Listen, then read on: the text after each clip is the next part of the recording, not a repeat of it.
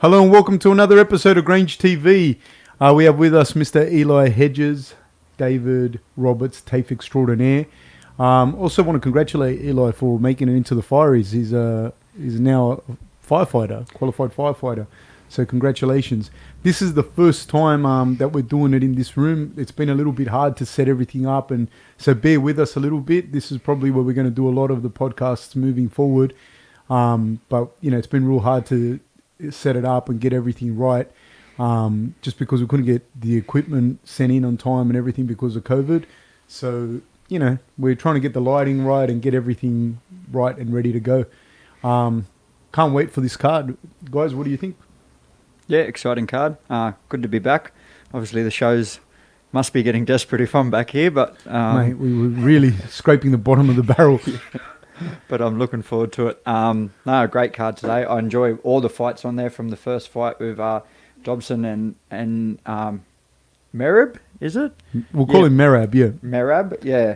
Like that fight I think will be exciting, and then going through the whole card to the main event, very exciting through. To be honest with you, that's a fight I'm looking forward to the most, is the... Other than, of course, the Cormier and Miocic fight. Yep. But I'm really looking forward to Dodson and Merab's fight. I think that it's just a really interesting clash of styles. I love those... that they're both wrestlers. You know, they both come from a wrestling, grappling background. And I just love to see that clash and to see who's going to come out on top on that. I'm really, really interested. That's probably the one I'm the most keen to watch, to be honest. Very different wrestling backgrounds, but yeah. Well... Yeah, like I think that Merab is a judo black belt, with some combat sambo in there as well. But that whole region of the Caucasus, they they do traditional wrestling. Like that whole Eurasian sort of stepping point into there Asia and Europe. There's cultural wrestling that all the little kids do from when they're little, and I think that this guy Merab excelled in that cultural wrestling. So right now, what's on the screen is Chido, Vera versus Sean and Maylie. What do you think about that? That would be an exciting fight. Obviously, there's a lot of hype around Sugar, but he brings a lot of that hype too. I mean, he's made that hype. He's worked very hard on that show, I guess he likes to say. But it's that same sort of thing, I guess, when McGregor came on. He's backing it up with every performance. So he's absolutely dropped some people in that. Vera has a really good submission game. He goes out there to bang butt, doesn't he? He goes out there a little bit, I think, a little bit reckless in that sometimes, which he could pay off because Sean O'Malley just has that. I see Sean being significantly bigger, man. I just saw him during the weigh-in. He's significantly bigger. So that reach. Yeah, the reach. I think that Sean will probably end up moving through the weight divisions. Yep. Like he looks rangy and tall and looks like he'll fill out. He's only a young guy, 23, 24 years old. Vera has got really, really good jiu-jitsu, so he, you know, that should be interesting. The thing that I don't like is kind of looks like he's walking into those punches. Yeah. Now on the screen is Junior Dos Santos and Rosenstruck. What's your thoughts on that? Man, I don't know. Junior is an absolute champion. I mean, he's fought everyone, but is he at the back end of his career? I sort of feel. While Rosenstruck, I feel like he's jumped back in the cage early from getting knocked out with Nagano, but you know what I mean. He was going in there to either knock him out or get knocked out. Does he look leaner? Does he look leaner? He looks like... I was watching some of his training and that as well. He's really putting in the hard yards and that. I just feel like he's still very hungry. That's how come he's put his hand up and said, "Put me back in there. I want someone hard." Now on the screen, interestingly, the Herbert Burns, the featherweights, and Pineda. What do you think? The Blaze. So you just said before that was from One FC when he was fighting in One FC? In Asia, finishes fights. Yep. Mate, well, his jiu-jitsu is his game, isn't it? Herbert Burns. Pineda's also a black belt. How do you see that going? Oh, I just feel like there's a different level, but do you know what I mean, of black belts, and then, but he's got some great submissions as well. So, I don't think I would like to see it go to the ground. Do you know what I mean? That's me. I know a lot of people will go, "Oh, let him stand up and bang." Yeah. But I would love to see it to go to the ground and then really make a match of it. On the screen is Dodson here, and we're talking earlier because we got kind of on a tangent when we're talking about Merab and Dodson. And what do you think here? Man, I just really like Dodson. I always have. I just feel he hasn't lived up to, do you know what I mean, his potential, his full potential. It was surprising now. He's usually always smiling, a big, huge smile, and sort of nearly like he doesn't take it serious with a lot of his fights. And I think maybe his record is a reflection on that. Like 22-11, I feel like he should have a lot more wins. I know he's fought some, do you know what I mean, some tough guys. And that. Yeah, He's fought. the who's who. Yeah. But I just feel like he hasn't reached that potential, and is that sometimes because he hasn't taken it so serious and that? Not too sure, but that's the guy he is. I feel like if he goes out and performs to his best ability, then he gets the win. But it's a tough match. What I find interesting there is like I don't know if Merab's going to be able to get him down and hold him down, because that dude Dodson's like a pinball. You know what I mean? He's all over the place. And the problem is when you walk in someone like that down, you know, running into that power that he has an abundance of at featherweight. Not featherweight, at bantamweight. Bantamweight, yep. Yeah. That's what I see as being like the X factor here, because they both got great wrestling backgrounds. So Dodson was a standout wrestler in high school. I think he was like 4 times in the state championship or runner-up. That's actually how he was... targeted by Jackson Wink. So as a wrestler? Yeah, as a wrestler. Yep. And they brought him on. And then he won a grappler's quest at the beginner level and whatnot. And Merab is a judo black belt with an extensive wrestling background. And like we said earlier, like I was saying to you before, like when you go to those places, like I've been to Turkey, I've been to other places like that, and where they have their cultural wrestling, the guys are wrestling from when they're very, very little. So in Turkey, they have the oil wrestling, and you see the big, like the, you know, there's a big stadiums full of people wrestling. And then, like, you see them, you know, like competing, and the little kids are just around and they're wrestling as well, you know? Yeah. The only thing I can compare it to really, like here now that I live here on the coast, is I see the little kids learning to surf. Yep. And they're 6, 7 years old and they're already surfing. Like I can't surf properly. I can't surf even to save myself. I'm trying to learn, but my daughter, she's not even 1, and she's got a wetsuit. Yeah, you know what I mean. And she's going to be on a board probably next week. You know what I mean. And that's like me. I'm not even like a fanatic. I need to. She needs to surf. Like no, not at all. Yep. Well, they wrestle, like you said, from up where I was playing football. Do you know what I mean? You would. Every Sunday you're down at the local game and the kids on the sideline just, you know what I mean, playing football. The thing that makes it interesting with the Georgian cultural wrestling, they wear like a little vest kind of thing and shorts. And so what happens is everyone does that. So you have guys that do judo and they compete in that. Then you got freestyle wrestlers or sambo guys and they compete in that as well. So everyone competes in the traditional wrestling, whether you're judoka, sambo artist, whatever, you all compete in that style of wrestling. Yep. And so you start to get like, you know, like a hybrid, like everyone, wrestlers have met judoka have met wrestlers, etc., etc. Also, by the way, guys, please interact. Like you can ask questions, you can say comments, whatever, and we're going to be able to see them. And if we have time, we're going to be able to answer them. It's not so much a commentary, just Eli and I talking about the fights. It's also we're all watching it together. So if you guys have something and you want to share, please, man. We can't put everyone's up there, but we'll try. You know, so it's not us just commentating. It's hopefully being able to everyone watch together. The other thing that's interesting is there are a lot of people, Avars. Avars are an indigenous group of the Caucasus, one of which is Khabib Nurmagomedov. Don't know if you've heard of him. And there are a lot of Avars in that region. And I'm not exactly sure, I'm not a geography expert, but I know that Georgia shares borders with the Caucasus, which and Russia. It's a mountain range in Russia. And then I think if it doesn't share a border with Azerbaijan, it's like right near it. Armenia, they're all wrestling powerhouses. When you go to World Juniors or World Seniors, like all those countries that I just said that are near the Caucasus and that are full on like that. They are wrestling nations. Nobody wants those guys in their division. All right, just fix up this mic here. So do you know much about the rule sets? But you said they wear the little vest. Are they allowed to grab the vest? Yeah, you're allowed to grab the vest, but Yep. that's the traditional wrestling, right? Like, then there's freestyle, and this guy obviously did judo, he's a judo black belt. So I don't know exactly the rules for Georgian cultural wrestling, but I'm pretty sure that when you get thrown and you land on the ground, you're done. Yep. You know, so there's a massive emphasis on getting that takedown, obviously. And Dodson, he's wrestled, I would imagine, primarily folk style, which is what they wrestle in the US. And I think that folk style is an amazing kind of grappling form for MMA. Yep. And that's where we were talking earlier off air, where in folk style you're not allowed to link your hands. Yep. So there's a lot of points where you're rewarded for being able to stand up and kick on, which doesn't happen in freestyle. You don't have escape points in freestyle.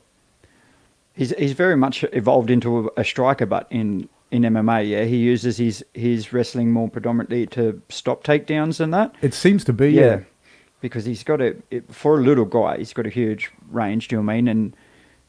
And huge power. Yeah, yes, huge. He's just so energetic. You see him after a fight, he can have a 3-round war, and he would, do you know what I mean, do a couple backflips and buzzing around, and he's just very athletic for a little guy. And I don't know if this is correct or if it's just me. He seems to have like massive hands. Yeah, no, it does. I remember in Did somebody the house say and that? Yeah, he had like long arms, these huge hands. And there is a huge correlation between like raw power when you hit, Yep. and the size of your wrists, the size of your hands. That there is a big correlation with that, you know. Like one of the people that that I can speak on this a little bit more, like Rob. When you see Rob's bones and his hands, he's like Wolverine. Like his bones are like thick and heavy. Yep. His hands aren't huge, but they're fucking meat clubs. The other guy in that division, Romero's hands are like, you know, Are they big? They're just like fucking, like they're made of mahogany. You know what I Yep. mean? Like they're just thing. And the other dude, Israel, he's another guy. When you shake his hand, you like, fuck, this guy's got big hands. Does he? Like dinner plates, man. Yeah. Like a bunch of bananas. Yep. That's what his hands are like. You know. Shit. And you kind of like, you know what I mean? Like you when I shook hands with him before Rob's fight, like not only that, like I'm not tall, but I was looking like up, you know. Yeah, like he's fucking big he's guy, tall. and he's big, like he's broad and big. Well, everyone you know? says like he's, do you know what I mean? He's lanky and skinny. He's No, got no, thick no. legs, do you know what I mean? He's a big dude. He's a big dude, and yeah. So and that's what with Dodson, like that's one thing that I've always thought. Like when I look at him, his hands look big. You know, they look Yep. really big for a little guy. And he looks like he fucking hits hard at that weight, you know? Sorry, they just had a wide shot of everyone in the cage. You know, that cage that's a fair bit smaller, and these are little guys. How much smaller is that going to be when it comes around to the main event? It's significantly smaller. Like the size of the cage, I can't remember, but it might be like half a meter across. Yeah, which makes... not across, I mean half a meter. Yep. You know, but anyways, half a meter smaller, put it that way. At least, if not more. Look, see, that's a small cage. Yeah. That's even going to make a difference for these guys. Look at, you can see the panel there. That panel was usually a lot wider. Do you know what I mean? Well, I don't know how much wider it would. Look at it. Yeah. That's One thing I will say with Merab is it's a good and a bad thing. He seems really wild with his strokes. Yeah. Really, really wild. It can be good, you know, because he'll throw spinning back kicks, whatever. But at the same time, it can be bad as well, you know what I mean? Because he doesn't seem to have the most polished of stand-up right now.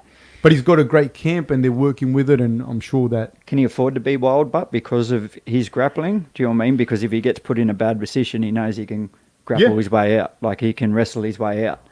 This is the one for me where I'm really, really excited about, I to am be as honest well. I with want you. to see what Dobson comes out. So both fighters are there. They're touching gloves, and they touch gloves, and they're kicking off now. Dodson's holding the middle of the cage, and that look. There's only a couple of steps, and it's already there. Spinning back fist by Merab. He's throwing that left hand out and just winding it around. Just not so much as a feint, more of a just, I don't know if he's trying to get some distance in there and just get a range, which is usually the case in a lot of fights. They, do you know what I mean, first like to establish a range. I like this though. He's got a nice wide stance. Merab does. He's got a nice wide stance, and he's kind of like bouncing in and out, holding that distance. Like, he's not as wild as I've seen him in other fights. Yep. And part of that, of course, is, I think... Well, he's fighting someone who's put him to sleep at any stage. He's won back a little bit of the center of the cage. And this where it'll start to get interesting, I think. If he can maintain that center of the cage and be able to start backing Dodson up. Just there where Dodson went forward, he can cover distance very fast. Very quick. If he gets on that outside, then he throws that left hand down the pipe. And that's usually what he likes to do you know what I mean? So he wants to get his right foot outside of Merab's left foot and throw that left hand straight down the pipe. Yeah. Put it straight on that chin. And then it can sort of turn into a battle. In boxing, it turns into a big battle of, do you know what I mean, trying to win that outside foot. So, and he's circling away towards his left-hand side.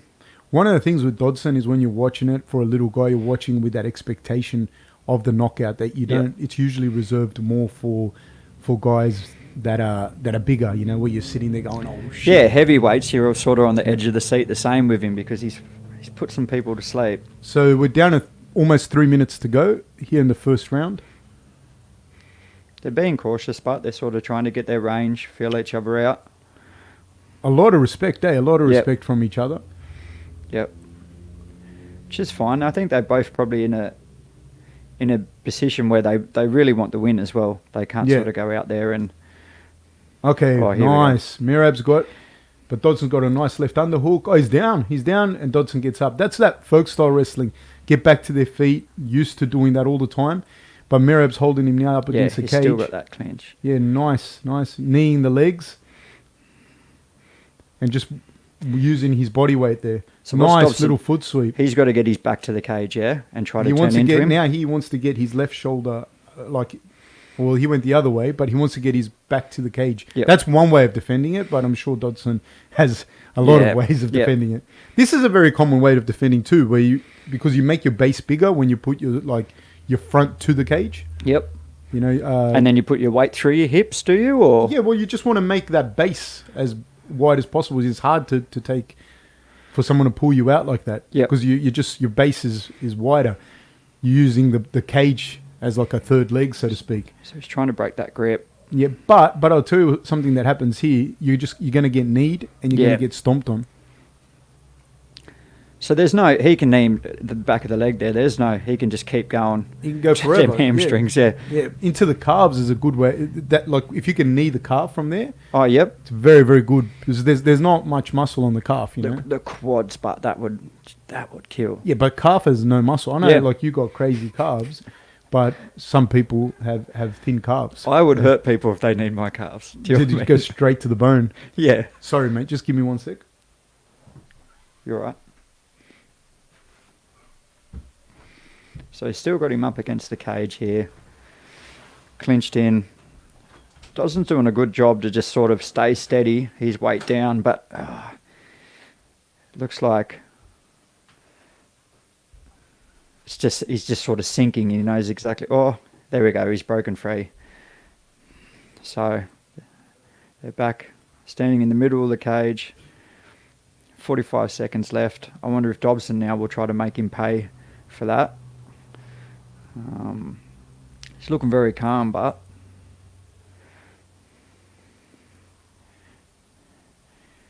it's been a bit of a slow first round. Again, they're just with the striking, they're really feeling each other out, trying to get that range right. Doesn't look. Oh, there he goes. Try to move forward with that combination, but they're doing a good job of just keeping that distance. With that high kick, well blocked. And that's the round. Merab, I think, got that first round. Are you on, Dave? Can we hear? No. Oh, no mics. All right, that makes it awkward. Just big bad Eli here by himself.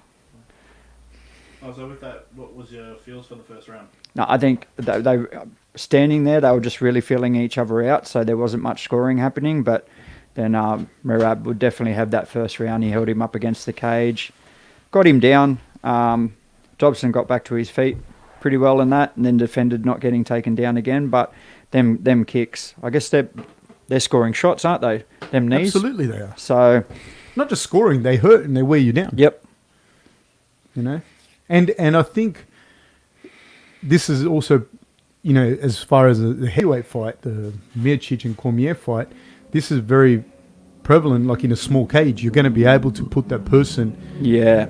up against the cage quite quickly. For Dobson now, I guess he's really got to start opening up his striking, doesn't he? He needs to find that range. Or not. And also, as the fight progresses, the knockout power starts to Yep. diminish. Yeah. So we just started again, boys, the ones that can't see, girls as well. So we're at 4:49 of the first round and counting down. And we have Merab holding the center of the cage, just through a leg kick. Still feeling each other out very much on the striking. Dodson can put you out, though. That's a big Yeah. thing. But Merab's doing a very good job of Very getting good. out of that way when he comes forward. And staying composed, too. Yeah. He's doing a lot of bouncing. A lot of bouncing. I like the wide stance, though. I like the wide stance. Weidman came out with a wide stance in his last fight, and, Yep. you know, they're from the same camp, and it may be something that they're adopting, you know, that kind of karate stance. Well, nice ankle pick. Really nice ankle pick. That's where Dobson's dangerous, but as well, Yes. yeah, on that return there. So if you don't take him down, he's going to return fire, and you can see his mitts now; they're huge. Yeah. He's got big hands. And you know what? His balance and his dexterity is so crazy Yep. that he can throw power shots off 1 foot, moving backwards, whatever he's doing. You know, he can throw that power shot. So, yeah, he's very dangerous in those exchanges. Was it in one of his fights? Yeah, I remember someone had a single leg and he sort of like backflipped out of it or something. Do you know Yeah, when he does yeah. some crazy shit? 3:30 to go, guys. Double leg here attempt by Merab. He's got him. He's picked him up. Yeah, he's he's- linked his hands. Yep. He's taken him Taking over him to to his the own middle. corner, into the middle. Oh. Slammed him, but now he got up. Now that takes its toll when you expend that Yep. amount of energy, And then and the guy Dobson just pops bounced back up. up. Yeah, He was on his feet so quick then. So when he came in there, Dobson sort of went for that knee, sort of him coming Yeah. in, and that helped him sort of get that double leg. Yeah. but still, even then, like Merab seems to kind of have slowed down a tiny bit. Dodson looks like he's getting a little bit more range with it, like Yep. getting little bit of a better range. If he slows down, he's not going to be able to get out of that range when No. Dobson goes forward with that left hand. Because that's what he's been doing. He's been Yep. holding that wide stance and jumping back out of range. Still coming forward. Yeah. There's that. Ooh, big right hand. Yep. So he did a spinning back fist into a right hand. He shot again. Dodson's got a nice deep underhook and threw that left hand. A couple of knees there as well on the exit. And then, yeah, he threw that right hand, that Yeah. left hand. Nice. He's shot again. Now he's got the deep underhook on the right hand side, does Merab. He's got the single leg. His legs are linked. But Dodson has that underhook with the right hand, and that's good. Everyone's doing the right things right Yeah. now. So it's You know? just a battle of... Yeah, Of- Merab's head's probably a little lower than like a little bit off center, a little bit lower, but he's driving that shoulder in to keep him up against the cage. That's nice. So A little bit of dirty boxing. Yep. He's keeping that on the bicep now, trying to... Oh, he's linked He's arms. linked his arms. And he's got him He's up again. picked him up again. Good, smart, and Dodson's Dobson's up again. Yep. He did a little a little open hand slap to the ear then too when he took him up. I think Dodson. people don't realize like those slaps and that on the ear, Yeah. they can bust your eardrum, and it hurts. Yeah. I'm sure it does. Nice. That's probably the third time Dodson's got him with that inside leg kick. Yep. They both seem to have slowed down a little bit though. Yeah, definitely slowed down. He's still expanding a lot of energy with that bouncing, going back and Yeah. forth. A lot of feinting. But Dodson's getting out of the way more. But Dobson's not really reacting too much to the feints. Yeah. He's, He got out of the way though of the last double leg attempt Yep. quite easily. You can tell he's winding up that left hand. He's Yep. holding. waiting for that uppercut, with the left uppercut. An explosive. It's trying to go forward, but Merab's shooting up with his head on the right side. So on his left, on Merab's left, which is the way you want to be shooting, so you're not running into that left uppercut. yeah. But he's throwing that right hand first, yeah, and then shooting. Yeah. I'm very impressed with Merab's wrestling, to be honest with you. I was impressed before this, but Dodson is a very good wrestler, hard to take down. Yep. So there was a flurry there by Dodson. Nice flurry. And look, Merab might have been in trouble. It took him down again. He's He's trying got to to hold this. Sorry, look, he has to hold that knee up. See, because otherwise his knee's he's gonna get that. So he had Dodson's right leg, right knee, and he was holding it with his left hand.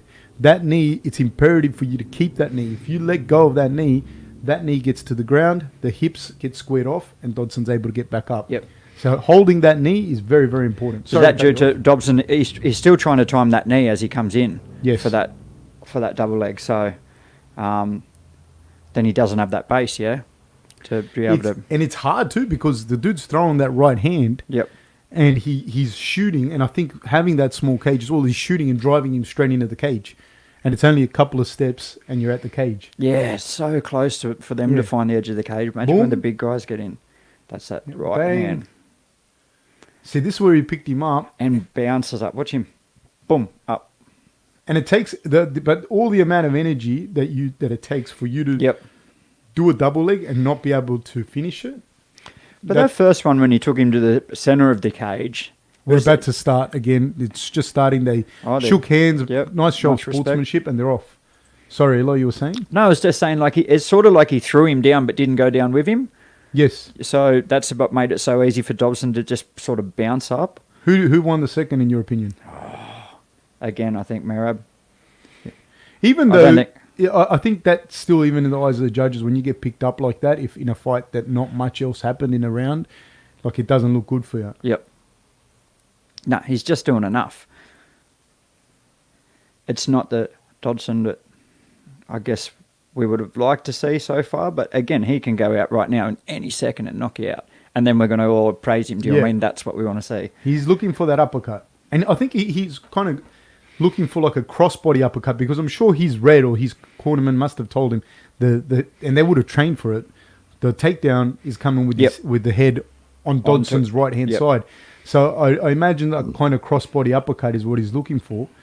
Would he take away his lead leg then with that and try to turn into it? It's hard, man. It's hard. To be able to time that. Yeah.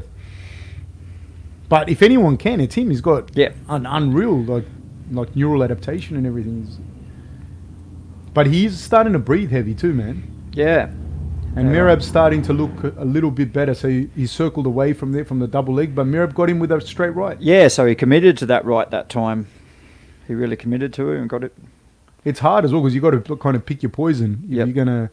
If you defend that right hand too much, the double leg, the knee. There he goes, the right hand. He's in again for the double. He's nice and tight, nice and deep. He's got his hands are linked. Yep. Dodson's got the little underhook there. This is good. The butterflies. See the butterflies there? Yeah. That allows you to pop back up. Because... So he couldn't break that posture then? Yeah, so somebody goes to pick you up with a double, Yep. Like that. And you put your butterfly hooks in once they've picked you up. Even when they slam you down, you have the butterfly hooks. Worst case scenario, you can elevate them, you can kick off. You know, they haven't really got the good posture there if you can get your butterfly hooks in. So they're back to their feet again. Yeah. But this is where Dodson really now, if he's slowing down at all, Merab, he needs to make the most of it. There's some awkward striking he's throwing there. He just threw a kick that I don't know what it was. Dodson's slowed down though. He's slowed down. He's not. Merab's just throwing. Yeah. Now he's gone back to the center, which is what he needed to do. But he was getting pushed back and staying. See how he's just staying now? Yep. Now he's looking for the big left hand, and I think he has slowed down, and Merab's going to I think he is. He's breathing. His mouth's open. He's sucking them in. I think if Merab could get this takedown, nice mix up there. So he went for he threw the right hand, went for the double, and came up in a flurry. Got him with a nice little jab there. Dodson hasn't really utilised his reach with a jab or anything, has he? Yeah, I don't know that he has the reach advantage necessarily. Like, I don't know what the measurement are. I didn't see it, but like, Yeah, he might have a long reach for his size, but he's a fair or bit like the shorter. arms might be longer, but when you're fighting a taller guy that's thrown a few kicks on you and that as well, that range and reach affects. Yep. Nice, ran into a little right hand there. And something's come from the ref there. They've had a quick look at him. There's a minute 20 to go. Yeah, Unless he catches him, I think it's Merab's fight. he tried to sneak that uppercut in then. Yeah. When he went to that right hand side. I love this fight. Like, I really like the matchup. I like it. I like seeing these like Eurasian wrestlers and that. I love it. Like the Eastern Bloc wrestlers, all the guys coming out of Russia, Georgia, and that. They're so good. If he elevates the legs, he's got to elevate those legs. That's it. But see how Dodson got that other leg out, the one that I was talking about, that right leg. He didn't try to break it. He just pulled it out. Yeah, like you got to elevate and kind of turn the knee. Yep. And that doesn't let you get your hips back. If he just holds him here, he's going to win the fight. Yeah. So he's got 30 seconds. Yeah, I think that's how it will go. Yeah. He's kind of circling in here behind him. Nice pressuring. He's got his shoulders in a nice place. Dodson slowed down. There's 17 seconds to go. And Merab's still going for the takedown. He may turn. here. Nah, he's not really going for the takedown anymore. He's just holding him there for the last... There's 5 seconds they broke out. Dodson throwing a big left hook. Yeah, but... They're trading. Done. And that's it. Done. Merab's stoked, obviously. Yeah. I don't know. Dodson's holding up his hands. I don't know if that's... No. Yeah, Merab's pumped. He's done a good job. If you were his coach... Fantastic and job. that's how you want to fight Dodson. If I was his coach, I'd just learn wrestling off him. That's all I'd do. Yeah. I just go, you're taking the class today, buddy. In that third round, he really went out there. He was just throwing. He just threw a lot of anything. And again, he was a bit reckless with it, but I think he could be reckless because he was backing himself. Dawson would have to be, I guess, disappointed. If you lose, you're disappointed, but...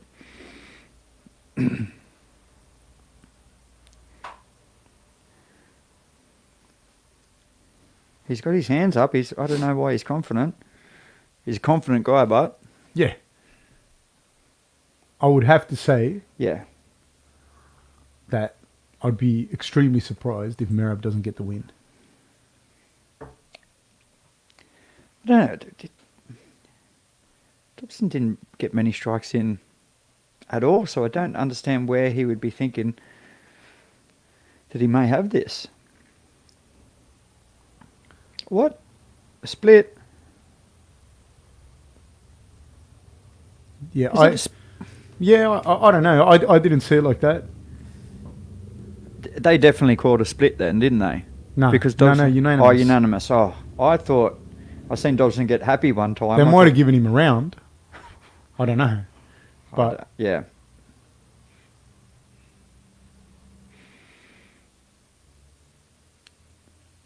yeah, see, when you watch, Distance when you strips, read yeah. the stats as well, the stats are like, it doesn't really tell the fight.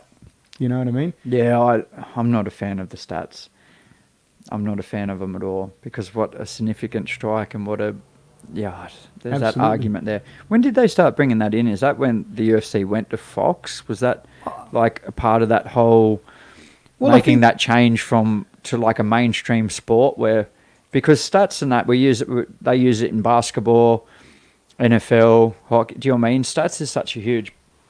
Yeah, well, I think there is a place for it. I just feel that in MMA, it's hard to, like, it's not that it's not good, but it's like, how do you determine necessarily what a significant strike is at what point? And then there's strikes that you like. There's times where you're controlling a fight, you might not have landed the shots, but the fact that the guy is scared. Not scared, but the guy is respecting your power and moving away from you. You're controlling the center of the octagon. You haven't actually landed a shot Do you know what I mean? But and the guy might throw 3 little leg kicks, and then he's landed the strikes. And Yeah, that's that it doesn't tell the story. I sort of think that but they can be scored the same. Yes, I can kick you in the leg, and that's the same as you score, or like putting one right on my chin. Yeah. I don't know. That's where. Well, the way you kick is pretty incredible. It really is about the same. Have we got any questions from the audience, Dave? Nothing. Oh. No, we had some questions before. Yep. That's why I. Do you think Dos Santos will take Rosenstruck to the ground? This is from Richard Mins. Richard, thank you so much. What do you think? No. I don't think... Oh, he might... The smaller cage, it might be something that they might try to utilise, but... It would be smart, would it? Because no one's really attempted it yet with him. I've seen Dos Santos. He can wrestle. He's taking people to the ground. Yeah. I do think that...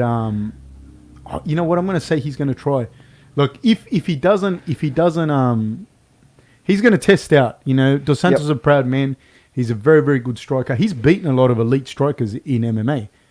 You know, like he you know. Oh, no, he's not. Yeah. He is a striker. Yeah. Yeah, so he's a striker himself, you know, and he's a very good boxer.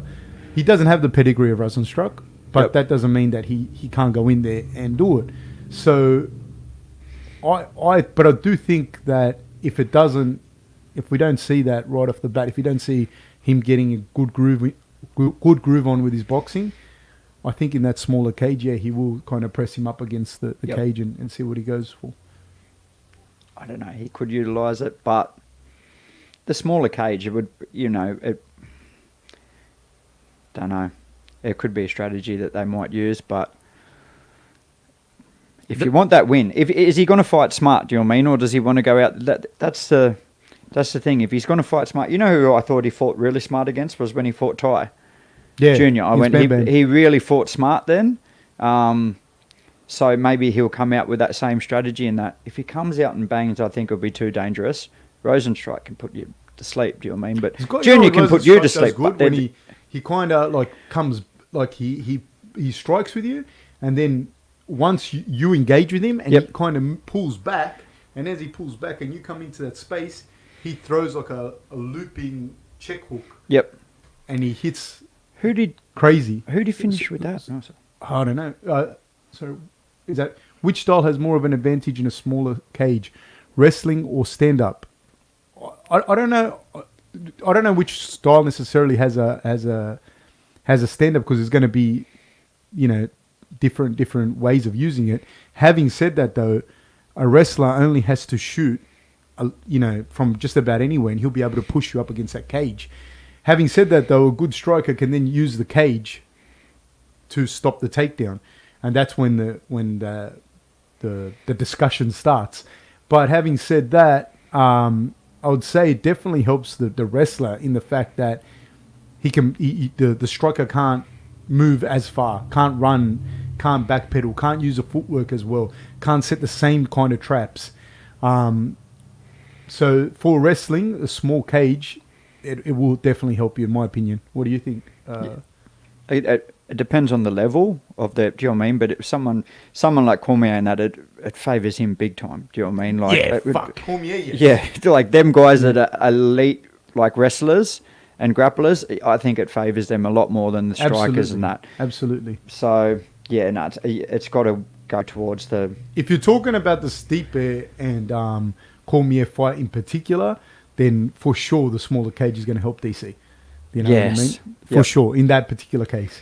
If you got a guy that's okay wrestler but not a great striker, and you're fighting a guy that's a very good striker and okay as well grappler, then he's going to use the cage to get back up. Then it's not really an advantage. Yep. But someone like DC, he would have done a little backflip when he knew it was a small cage, And he's really planted that seed in from the start about how much he's went back to his wrestling. I'm going to wrestle. I've had my wrestling boots out. I'm going to wrestle. He's put that seed into Stipe's head at the press conference and that about the smaller cage. And do you know what I mean? I hope he's got he's used his wrestling boots and that. So do you think that's a bit of a mind game he's playing, or he's? I reckon he's always playing mind games. You know what I mean? So he's very and they're all going to do it. So. But Stipe as well, you know, his mind games are different. It's not like he's going to be doing how can I say it? Yeah, he doesn't seem like a trash talking guy. No. But he is a stoic kind of like blue collar guy that you don't really know what he's like you don't really see what he's thinking. You know what I mean? Yeah. So that's a mind game as well. What do you see now moving forward for the Pineda and Herbert Burns fight? Herbert Burns, mate. If he again the smaller cage, is that going to suit him? Because He definitely wants it on the grappling like he's high level jiu-jitsu. Even if you just go and watch his highlights on YouTube and see some of his grappling matches in Brazil and stuff like that, like, and from the top and bottom, if you give him any chance, he's going to take you back and choke you out. If he's on the bottom, he's got great triangles, arm bars. He's very comfortable everywhere in jiu-jitsu. Just to give a perspective, Daniel Pineda is a black belt himself. Yep. He's had a lot of fights in UFC. I'd give the stand-up to him. He's got some really good submissions as well in his fights. He's had some good submission wins. So it's good jiu-jitsu, but there is another level. I sort of feel like Herbert might be on that other level. I think Herbert was, and you know, don't crucify me here, but I think 2009, 2011, he won the Brazilian brown belt in the gi and the Brazilian no gi championships, which is they would have been monsters in that high level. Yep. And what I just said was he was a brown belt in 2009, you know, and he's got two older brothers. I believe it's Frederick and Gilbert Burns. Gilbert, yeah. If you haven't heard of Gilbert Burns, Google is your friend. He's basically the contender now for for Usman's belt. So you know, growing up, being the youngest of those guys is, you know, just grappling all the time. You know, it's not. So it's a very, very interesting. He's got a lot of fight experience as well. I think Daniel Pineda, if I had to pick, the stand up would definitely be the one where he has the advantage. Yep. But having said that, Herbert has been working a lot with Henry Hooft and the whole team down there. And we're going to have actually very soon on the podcast. I hope to have Ung on the. I can't pronounce the name. Ung on the podcast. So he holds a light heavyweight belt and a middleweight belt from ONE FC. ONE FC. So, and I hope to have Martin Ewan on the podcast too as well. I've been talking to them recently, so I will have them on the podcast very, very soon. So, yeah, like it's so he's you know, had a lot of fights in Asia as well. Yep. That's how he got his name, Blaze. Yep. Because he finished his fights early. Something I enjoyed, I read about Burns, and I always love the little stories from back in Brazil where they say they started jiu-jitsu, but you know that you always hear the ones of like they cleaned the gym and slept at the gym and stuff like that, but it was Gilbert Burns and Herbert Burns, their old man used to fix everyone's car for free so they could train there for free. Yeah. I really enjoy them little stories like that. Yeah, that's I read that too. Yeah, his dad told the mechanic that if he fixed the car, he'd let his boys train there for free for a month. Yeah, and then the dad said to him, "Look, if you guys are serious about this, I'm happy to put, you know, to work as hard as I can for you guys to train." Yeah, you know, this is going to be a very interesting fight because I do think that Pineda has the stand up advantage. I do think that, but I don't think I think on the ground, he might surprise me, but I think on the ground, Burns is a different animal. Yeah. See the stand up there, like if what you just saw then, like even when he was retreating, that's a little part that worries me. But then you see like just the dexterity in his legs and his ability to execute, and he's got power, dude. He hits hard. Yeah, I'm sure he does. Hard. But he's not so technical on his feet. Nah. He's got that natural ability and natural strength and that where he can throw big shots, but technically he's not that sound. And Daniel Pineda has had a lot of experience. You know, he's fought in the UFC. He's fought a who's who in the UFC. Fought everywhere. Fury, Bellator. I'm pretty sure Bellator. And then recently he had the 2 fights overturned. I believe that might have been in the PFL or in the World Series of Fighting. Or maybe it was Bellator. I can't remember now. He had those two wins overturned. He tested positive. I can't remember for what substance. But all in all, he's had a huge amount of experience. Yeah. Tainted supplements. He's wild, but Pineda. yeah, Yes, very he's wild. wild. And But he's got a chin. Yeah, yep. He had a war with what's the guy's name? Oh my God, Diego Brandao. He had a big war with Diego Brandao. Lost that fight, but you know, it shows that's kind of the level that he was at, and that was quite a few years ago. So it's going to be real interesting to see, you know, how it goes down like this. Yep. So his last 6 fights. Oh, there you go. 4 wins, 0 losses, 2 non-contests, which obviously got taken off him for Yeah. the old subs. Any audience questions, Dave, leading into the fight? He always loads at the moment. Oh, sorry, man. I don't. You do. I don't know. We're having. Just wondering, why isn't wrestling more popular in Australia? I don't know why wrestling isn't more popular in Australia. Jiu-Jitsu is very popular in Australia, and Judo is very popular in Australia. I don't know. I don't know. I think there's probably been problems with the administration in the last however many years, and it never really got to take off the way it should have, you know, which is a real shame. But the grappling in Australia now, I'd say in the last 10 years, has improved dramatically. Like there's a lot of good grapplers now coming out of Australia. I don't even want to mention because I'm gonna leave people out. But guys like Craig Jones and Lachlan Giles, they've medalled at Abu Dhabi. Lachlan Giles took a bronze in the absolute division. Like that's insane. And Craig Jones took a silver in his division. And then you got what's the kid's name? Levi Jones. Yeah, Levi Jones. Yeah, Levi Jones. Very is impressive. Crazy, you know, especially in a gi. There's a lot, and then there's a lot of other guys that are just in there, just in the mix, and they're always, you know, they're still going to Abu Dhabi and they're still competing. So the level of Australian grappling now has gotten quite big, but we don't have wrestling in schools. We don't have, and wrestling, to give you an idea, like wrestling, you would have, you know, I don't know, maybe 100 registered wrestlers in Australia, like 100 like actual guys that wrestle. And I don't even know if that number's gone down, like, or if it's gone up. But I'm talking about actually wrestle, not guys that wrestle for MMA or this and that. I'm talking about actual guys that wrestle. Maybe 100 guys, maybe, you know. And I'm not talking about in one division. I'm talking about across the board. So it's tiny, and unfortunately, unless you get some big millionaire or something that's going to get in there and fix it all up and put money into it, I kind of see it not recovering from judo and jiu-jitsu. And, you know, the judo and jiu-jitsu guys have done the correct thing, and they're flying the flag for Australian grappling. And I do think, like, it surprises me, actually, that it's not as big as it should be, because we've got such a big rugby culture and such a big... Yeah, I think it's it's history, isn't it? We don't have that history of wrestling, so I can't see it becoming like a mainstream sport, or not a mainstream sport, but it something big here when we have rugby, don't do it, because we do have so many contacts. Yeah, sort of, we do enjoy that. Yeah, like everything is like contact sports in Australia, except fucking cricket that you played. But still, cricket's still fucking, you ball on a fastball at someone's Who's head. a dream guest for you on the podcast? Eli, who would you? Oh, dream guest. I don't know. I really enjoy Stipe now. Like, I've been a big fan of him for a while. I'd love to have Stipe on. I really enjoy his.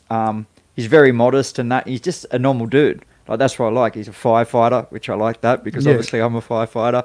But he's just a normal dude. I would really enjoy that. But even someone like Levi Jones, I've really been a big fan of him. Absolutely, yeah. And watched him sort of coming up from brown belt and then into black belt. I like watching the places, you know, where he goes trains and that. I don't know. There's just something about him that I find, do you know what I mean, very interesting and stuff like that. There's a huge list. There's, Kelly Slater would be someone that I'd love to have on the podcast. Yep. And Keanu Reeves. Oh yeah. If you ask me my dream guests, like people like that, like they really interest me a lot. I like also, just there's like heaps of random people haven't really heard of, but they got really, really interesting stories, and I really like that. I really like the concept of just having people with an interesting story, an interesting background.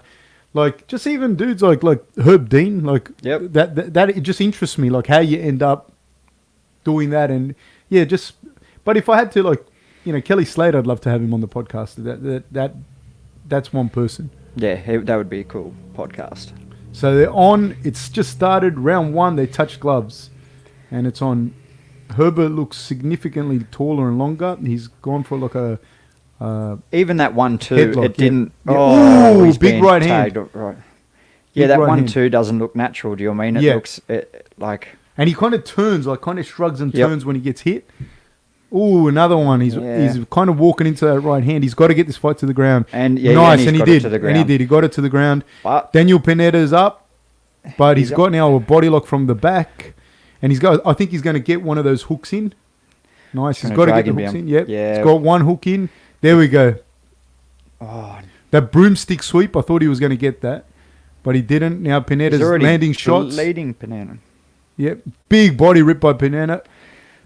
Now Pineda's going for the takedown. He's got it. But with his butterfly hooks in, he's got now almost full guard. He's got full guard. He's still very dangerous here. Very, Burns, very but dangerous. Yeah. Do you know what I mean? Off his back, he's got a really good triangle. And you could already see him there trying to get his feet on them hips to try to set it up. But now he's stacked up against the cage. And the way he's stacked against the cage, where his head's parallel, but his body's perpendicular, it's very hard for him to actually move his hips there. Yeah, well, it doesn't give you room to be Yeah. able to make that. And see, adjustment. Pineda's stepping across to the left, and so that's keeping that head jammed. When your head gets jammed like that, you can't move. You can't move your hips like that. Yeah, so isn't it? He's opened up that guard and he's trying to throw up that leg on that arm that's striking, because that's when you'll get him when they bridge up. You'll be able to sneak that knee up and get it over. He's in half guard now. I think this is where it starts to get... I actually think that he'll be more dangerous from here, Burns. Now, From the half guard. If you can start to move and get around to the back. to escape, yeah. But Pineda's holding the position so well, so well against a guy of this level. He's up. Pineda's standing up. Burns is still not. He's actually not moving away from the cage. I thought he would try to make some space there. Yeah. Oh, Ooh. that's how come he's dangerous. So he threw up a kind of omoplata But triangle on the other was side. there. Yeah. Yep. Those leg entanglements on the upper body from a jiu-jitsu guy of the level of a Herbert Burns are insane. Yeah. You want to... But Pineda's very comfortable. He's looking very good there. Still, he's just got stung for putting his toes in the cage, which, no, I don't know. I like it If when Burns gets into that half guard, into that kind of area, because he can throw those like omoplata combinations, that kind of things from that position. Pineda is holding the position so well, and he's got him stacked against the cage. His head side on. That's what you want. You want the guy's head side on and the body perpendicular to the cage, and then he can't move the hips. Yeah, well, it limits their attacks big time. Do you know what I mean? You'd be able to throw down your strikes, your elbows. Yeah. He's doing a good job of mixing it up. He's going to the body and then up to the head. Here's a question, though. What do you think that does for Burns to be on the ground and be beaten on the ground where he would have the advantage? I don't know. For someone of his level, I don't think he'd be freaking out yet. It sucks that he's getting punched in the face, but his level, he would know, I can catch this prick do you know what I mean, at any stage of this fight. So it doesn't matter where, if they're on the ground, he will feel like he's still in the fight. Yeah. And I feel like he's still in the fight while they're on the ground, just because of his level. So, I don't know. Pineda's doing everything right, though. He is. And, And he's calm. He's taking his time. that's what he's doing really well. He's He's landed that big right hand there. But here we go. He's got the triangle. He's out. Slipped out. Slippery. He's throwing some up kicks. That's right. He's still dangerous. He's going to get in a position, but just how much are them punches and that weighing on him? The problem is, man, that Burns on his feet didn't. I believe Pineda has a much bigger advantage, and now he's going to be more tired, and the fight's going to start on his feet. See, here he's triangled off so he's got a closed guard, but he's triangled it off. Yeah, that's very strange to do. Do you mean, especially in MMA, because you're not setting up any way to get out from the bottom there. Now he's opened up his hips. And how much is it really going to limit them posturing up? Do you know what I mean? He's also not trying to stand up. Yeah. And granted, he's very good off his back, but Pineda's done very well from his position. It's very hard though. Now they're slippery, and you're going to be able to rain the shots down. Very hard. He's done very well mixing up his shots from the top. Pineda looked very, very, very good. Very good. I think Burns is in trouble. On his feet, it didn't look natural at all. Like you said, he's probably got power and he'll throw big ones and that, but it just his 1-2 on that from the start just didn't look very technical. He got tagged both times he threw a 1-2, returned. How much do you think that for some guys that grapple, it's hard for them to learn striking? Like, no matter how much striking they do, they might look good on the pads. And I'm not saying this about Herbert, but I've seen this myself with people. But how much do you think, like, no matter how good they look on the pads, and that if they sometimes the grapplers just don't like to get hit? Yeah, I don't know. It's a big thing, man. You can look good on the pads. You can look all of that. Some people transition into it really well. I don't know. It's just why others it looks like it's forced. Do you know what I mean? It's they force everything and that. You just sort of need to relax.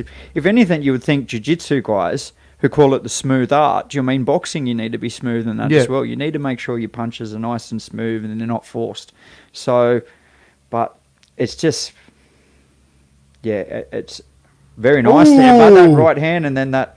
Nice. Is it Safado? They call that takedown? I don't know what they call that takedown, but it looked like an outside trip. That maybe it was a 10-8 round going into. Would you say it could have been? Maybe. I think. Maybe. Probably a 10-8. But now this is going to be interesting because he got the position that he wanted. Burns but then Pineda got that underhook back when he kind of went to half guard. Now he's landing some big shots. Yeah, if he get broomstick takedown. Is he going to go for it? No, he's got like just a hook in on the outside, and he's controlling the far arm. But Pineda looks very lively still. He's kneeing on that, throwing them knees into that thigh, which it'll hurt, but it's not going to stop. Burns is not going to let go of this position. Yeah, because he's kind of got like a half Nelson from the back hip position.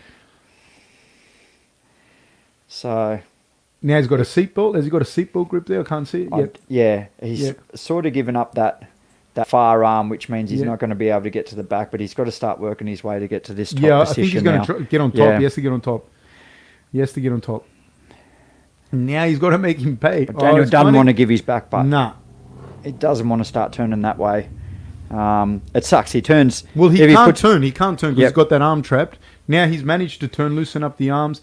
But Herbert's almost on mount now. He's basically got the mount. He's weaseled that knee in. But Pineda's doing really well from the bottom too, though. Not right now, not this second. Well, see, right now, he's not throwing any strikes at him, but so he can really focus on just the grappling. Do you know what I mean? He's obviously just trying to get out. Yeah. If Burns now starts throwing strikes and mixing it up, it's going to make it more difficult for Daniel. But he's got full mount. He's got full mount. Yeah, it's dangerous for. Yeah, he's trying to control it, but I think Herbert's also he's kind of going for an Ezekiel choke here. Yeah, but see how he's got that triangle locked off sort of behind the knees. Yeah, what I was going to say to you, I think he's trying to hold the position more than he's trying to get the submission or anything like that. Now Pineda goes for very for a head arm throw. Oh, he's got his back. Yep. He's got his back. This is I think. He's got to transition him out. Well. He's got to well done, Pineda turned. Yes. Wow. Well done, Daniel. He is good. That's that feeling of like a millimeter, or a that split second too late. Yeah, that can break you because he had it. He had to get onto mount, and the other guy got him. You have to pop up, but you're just that 1 second too slow, and then that's when you hear people when you roll with them, and you go like, "Fuck." It's usually me. Over. Usually me. I go like, "Fuck," and that breaks you. That does break you. How much does it affect now? The fact that Herbert had him where he wanted him, had him where he needed him, and now he hasn't got that position anymore. Fucking, it sucks just grappling. Like, imagine getting punched in the face as well. So he's past Herbert's guard now. He's pinned his arm down in a crucifix, and he's landing the shots. This is very bad. Yeah, this is not good. He's going to toes in the cage, but you want to walk up. But I don't think he was holding the cage. No. Yeah, I don't. If it's a war, you would be doing the exact same thing. He's trying to turn. Nah, this is very bad. He's got a minute and 11 seconds left. He's held in a crucifix. Daniel And a Pineda good is landing crucifix. elbows. Very, very good crucifix. And I'll just say something about the crucifix. I trained with Sergio Pena and his son Duda. And good guys that can do crucifix good. And Sergio Pena does crucifixes like insane. Yep. And so Duda, who's an two-time All-American wrestler, man, he can do crucifixes like nothing else. I spent 6 weeks just lying in a crucifix. Yeah. So imagine now. Man, like this and just getting punched like that, it's incredible. Like, Well, he can't defend himself here, so it's got to get stopped. In like, well, the he can ref- keep bucking and moving so that he can't get the shots off, and 30 seconds, he's got to try and hold it. He's got to keep moving. It's a long time. Yep. He's landed big elbows, big flush elbows. it's It's done. over. It's done. What an He couldn't amazing defend win by himself, Daniel yeah. Pineda. What an amazing win. All goes back to that split second where he had to get them hips out and just get on top. Against an amazing jiu-jitsu guy too. Yeah. A very Yep. good jiu-jitsu guy. That feeling, but of missing out on that. It's the fight. Yeah, It's it the is fight. It was the fight. But it was a very dominating performance by Yes, Daniel very good. Pineda. He did really well to defend some of the things that Burns threw at him and that as well. When he did have that, nearly got that back. Again, he's a black belt, Absolutely. obviously, Wrestled. I think he wrestled in high school as well.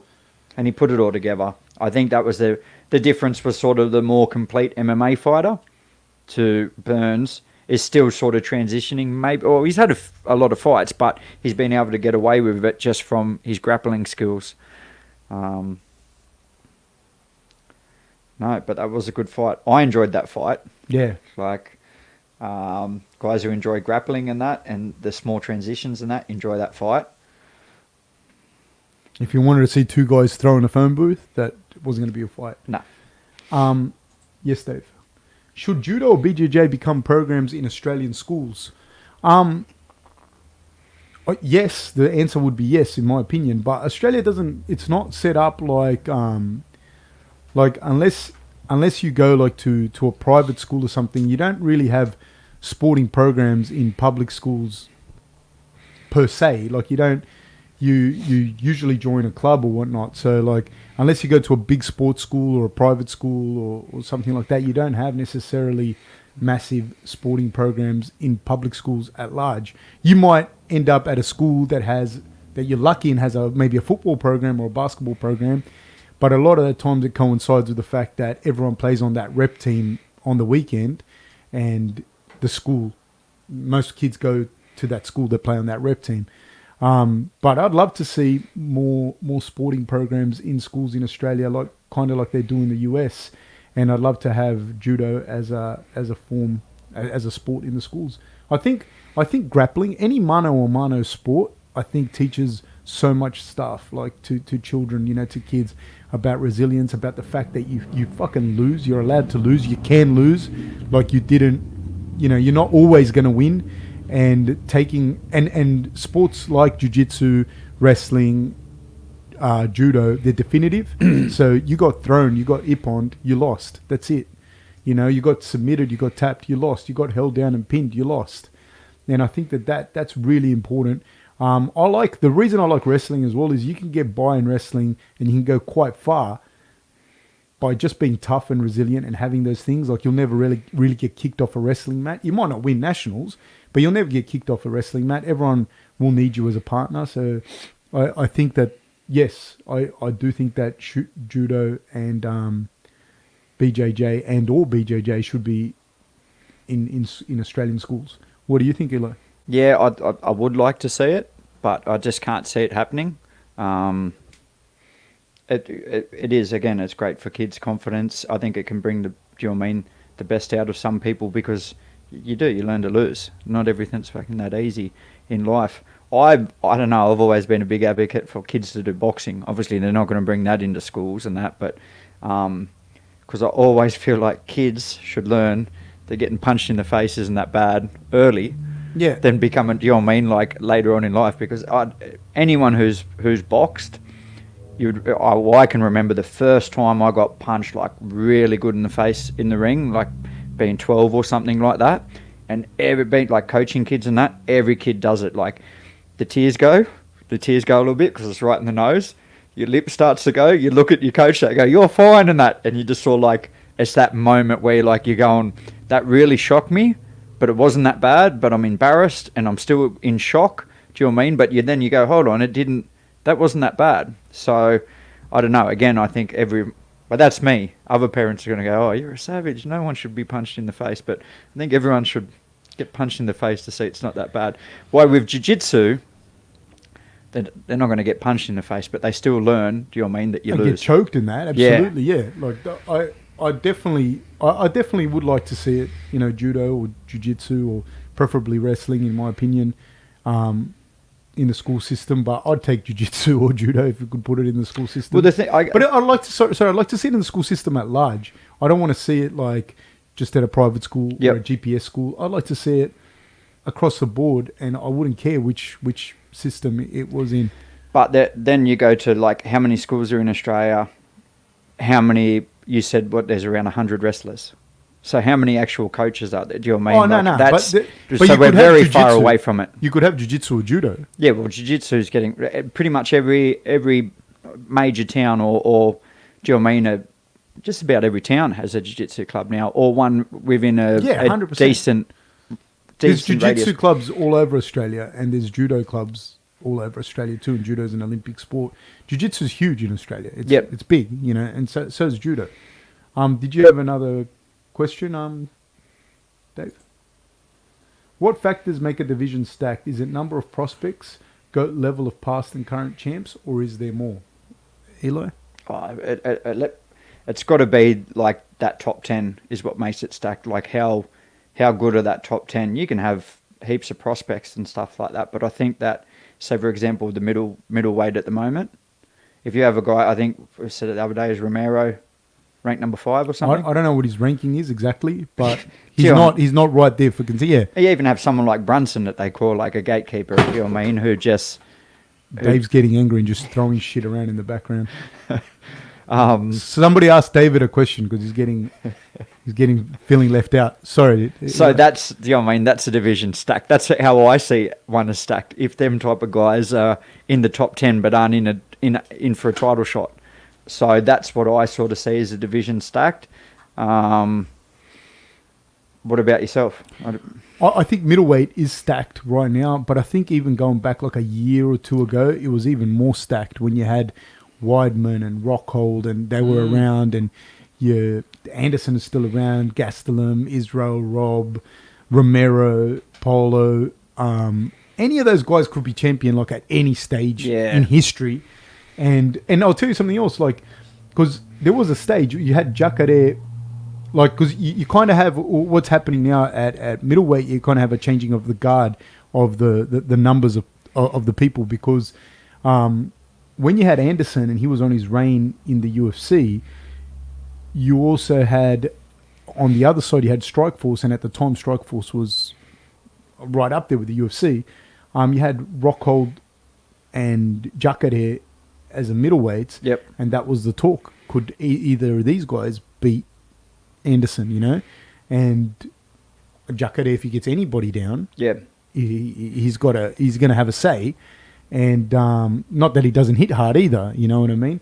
And Rockhold's Rockhold, you know what I mean? And he won the Strikeforce belt, and he won the middleweight belt, you know? And so that division, to me, that's what makes it stacked. Like, you have all these champions from other organizations too. You have guys that at any stage, like Jacare could have been middleweight champion, Romero could have been middleweight champion, Anderson Silva was the champion, Weidman was the champion, Rockhold was the champion. That's a division, and these guys now are kind of like getting older, and or not in the division anymore, maybe going up to light heavyweight. And then you've got these guys like Israel, who fought for the world kickboxing title twice.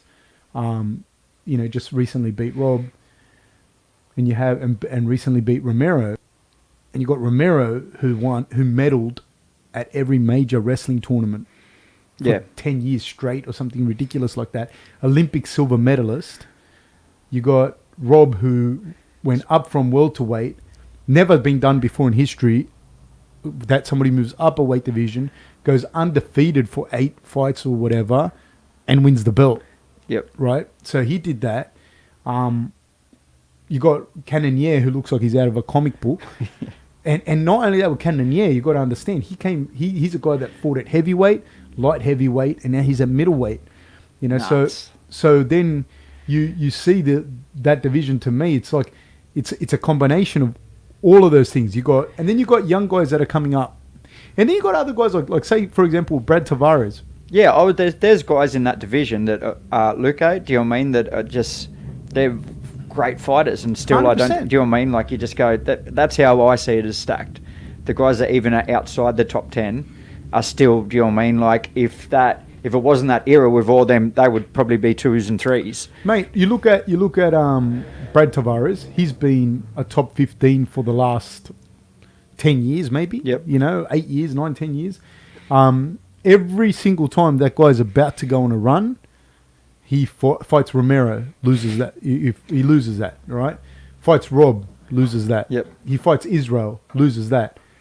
But look who he's lost to. Yeah. Do you know what I mean? Like the people The caliber, yeah. Romero is probably one of the best fighters that has never got a belt. There would be arguments saying that he would be. Yeah. I can't think of any. Maybe like because Jacare got a belt in Strikeforce. Yep. Otherwise, Jacare would have that nod from me. I don't know what that means, but Yeah. but yeah, like I don't know. Like that to me is what makes that division. Yeah, pretty crazy. there are guys who aren't on Jacare's level who have won belts. 100%. So, 100%. So that's what I think. Anyways, any other questions there?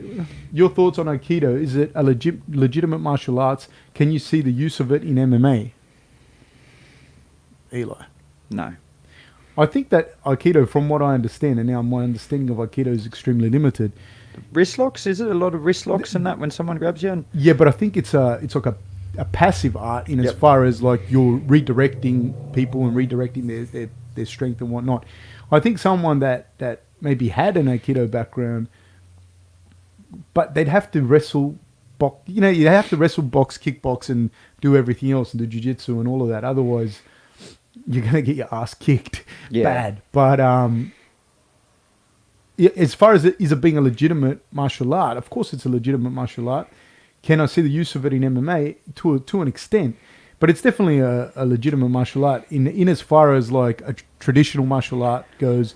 And there's a lot of other lessons you learn from doing traditional martial arts, I believe, not just breaking bones and taking names, but yeah, like in MMA, yes, there's probably some application to it. I'm not familiar with it enough, but not without like doing. I think straight away they're wrist lockers. Do you know what I mean? They do wrist locks. Yeah, so does BJJ though. Yeah, and I hate it. I hate it. You go like slap, tap, wrist lock, and cheers. Yeah, that was fun. Rosenstruck's coming out now. Yeah. He looks Very fit. very lean, very chiseled. They were training at the same gym at one stage. Yes. JDS and Rosenstruck. What? So was Rosenstruck first, but was he a sparring partner of Nagano?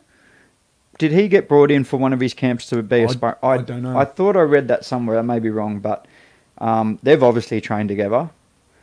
How long has it been since he got knocked out? 5 weeks?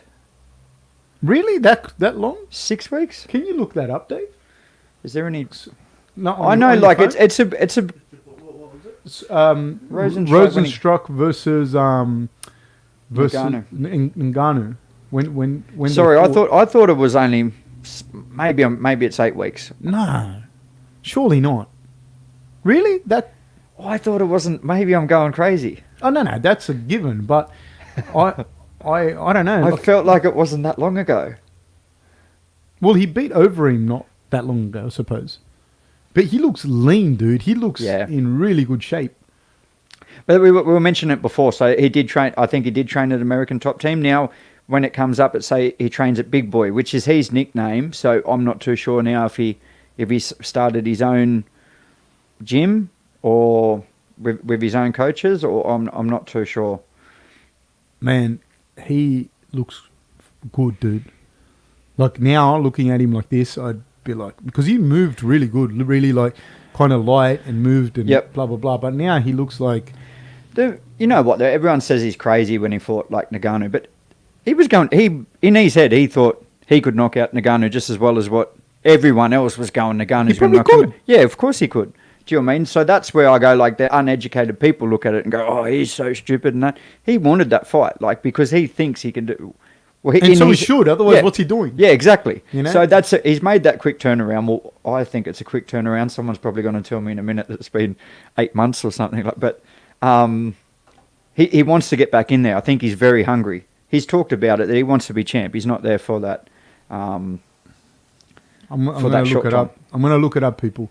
All right, make a fool out of me. No, I'm not going to make a fool. He is also looking very fit, but Junior. Fucking oath he is. And he's looking ready to go. He's looking lean. There's other times where he looks huge in the shoulders and that. And I mentioned to you before the podcast about that second fight with Cain Velasquez. He just looked, jacked. 10th of May, Eli. 10th of May. Yeah. All right, so that was a lot longer ago. So, no, but what are we in? August. June, July, August. So 3 months. 3 months, yeah. Yeah. What did you say? 8 days or something? I went from 6 weeks and I backpedaled really quick to 8 weeks and then I like it. So, 12 weeks. Junior's looking really good. I think leg kicks, from... Junior? No, they both can throw them. Because Junior throws a lot these days. To calf kick. Yep. That's how he got... who was it that he got with it? He got someone so good with it. I remember Miocic getting done real bad, but he knocked the guy out. Yeah, who was that? How many times did they fight? Dos Santos? They fought twice. That was the second fight. Yes, it was. I remember, apparently he went to the corner and he said, they're hurting me that bad. I need to finish this. Yeah. Otherwise I won't get through the fight. And hit him, yeah. I don't know. See, Junior never used to he used to rely on his boxing so much. But has that now changed the distance that he fights in? Because people are keeping that extra distance because of them kicks that he's throwing? Yeah, probably. Do you know what I mean? Because I thought that, like, he doesn't... that range would have to be... It can only be 20 centimetres difference or something like that, but that's going to make a big difference in a boxing range. Huge. So if I'm going to stay that 20 centimetres further back, then I can't really box as well with him. And that's where he really... When he came on the scene, he was just... Do you know what I mean? He was boxing with people and just annihilating them. A big overhand right, and if he missed that, he'll come back with that left hook. Yeah. Do you know what I mean? And just... But that's where this guy... Rosenstruck, that's where he pulls back. Yeah. He pulls back and you're coming into that space. If you're leaning forward, he's throwing that nice, long kind of check hook. Yeah, it does curl over his punches a bit. They're not always just straight down. And he moves well. And that's the thing because I've seen Junior in shape before. But this guy, he was bigger before. Yep. Rosenstruck, and now looking lean and speed kills, especially a heavyweight. The lighter one at heavyweight, usually in the stand-up, because they always, in the stand-up, the lighter guy, I think, has a big advantage at heavyweight. Depends, of course, not 180 kilo versus nothing, but being nice, lean, and trim like this, I think is an advantage. This is going to be an interesting fight. I want to see what Junior's going to do. But look how much smaller he looks. Rosenstruck. Yeah. Yeah. Yep. But I wonder how that's going to... 6'2"? That cage looks small. Yeah. I wonder how that's going to transfer, though, in the speed he would...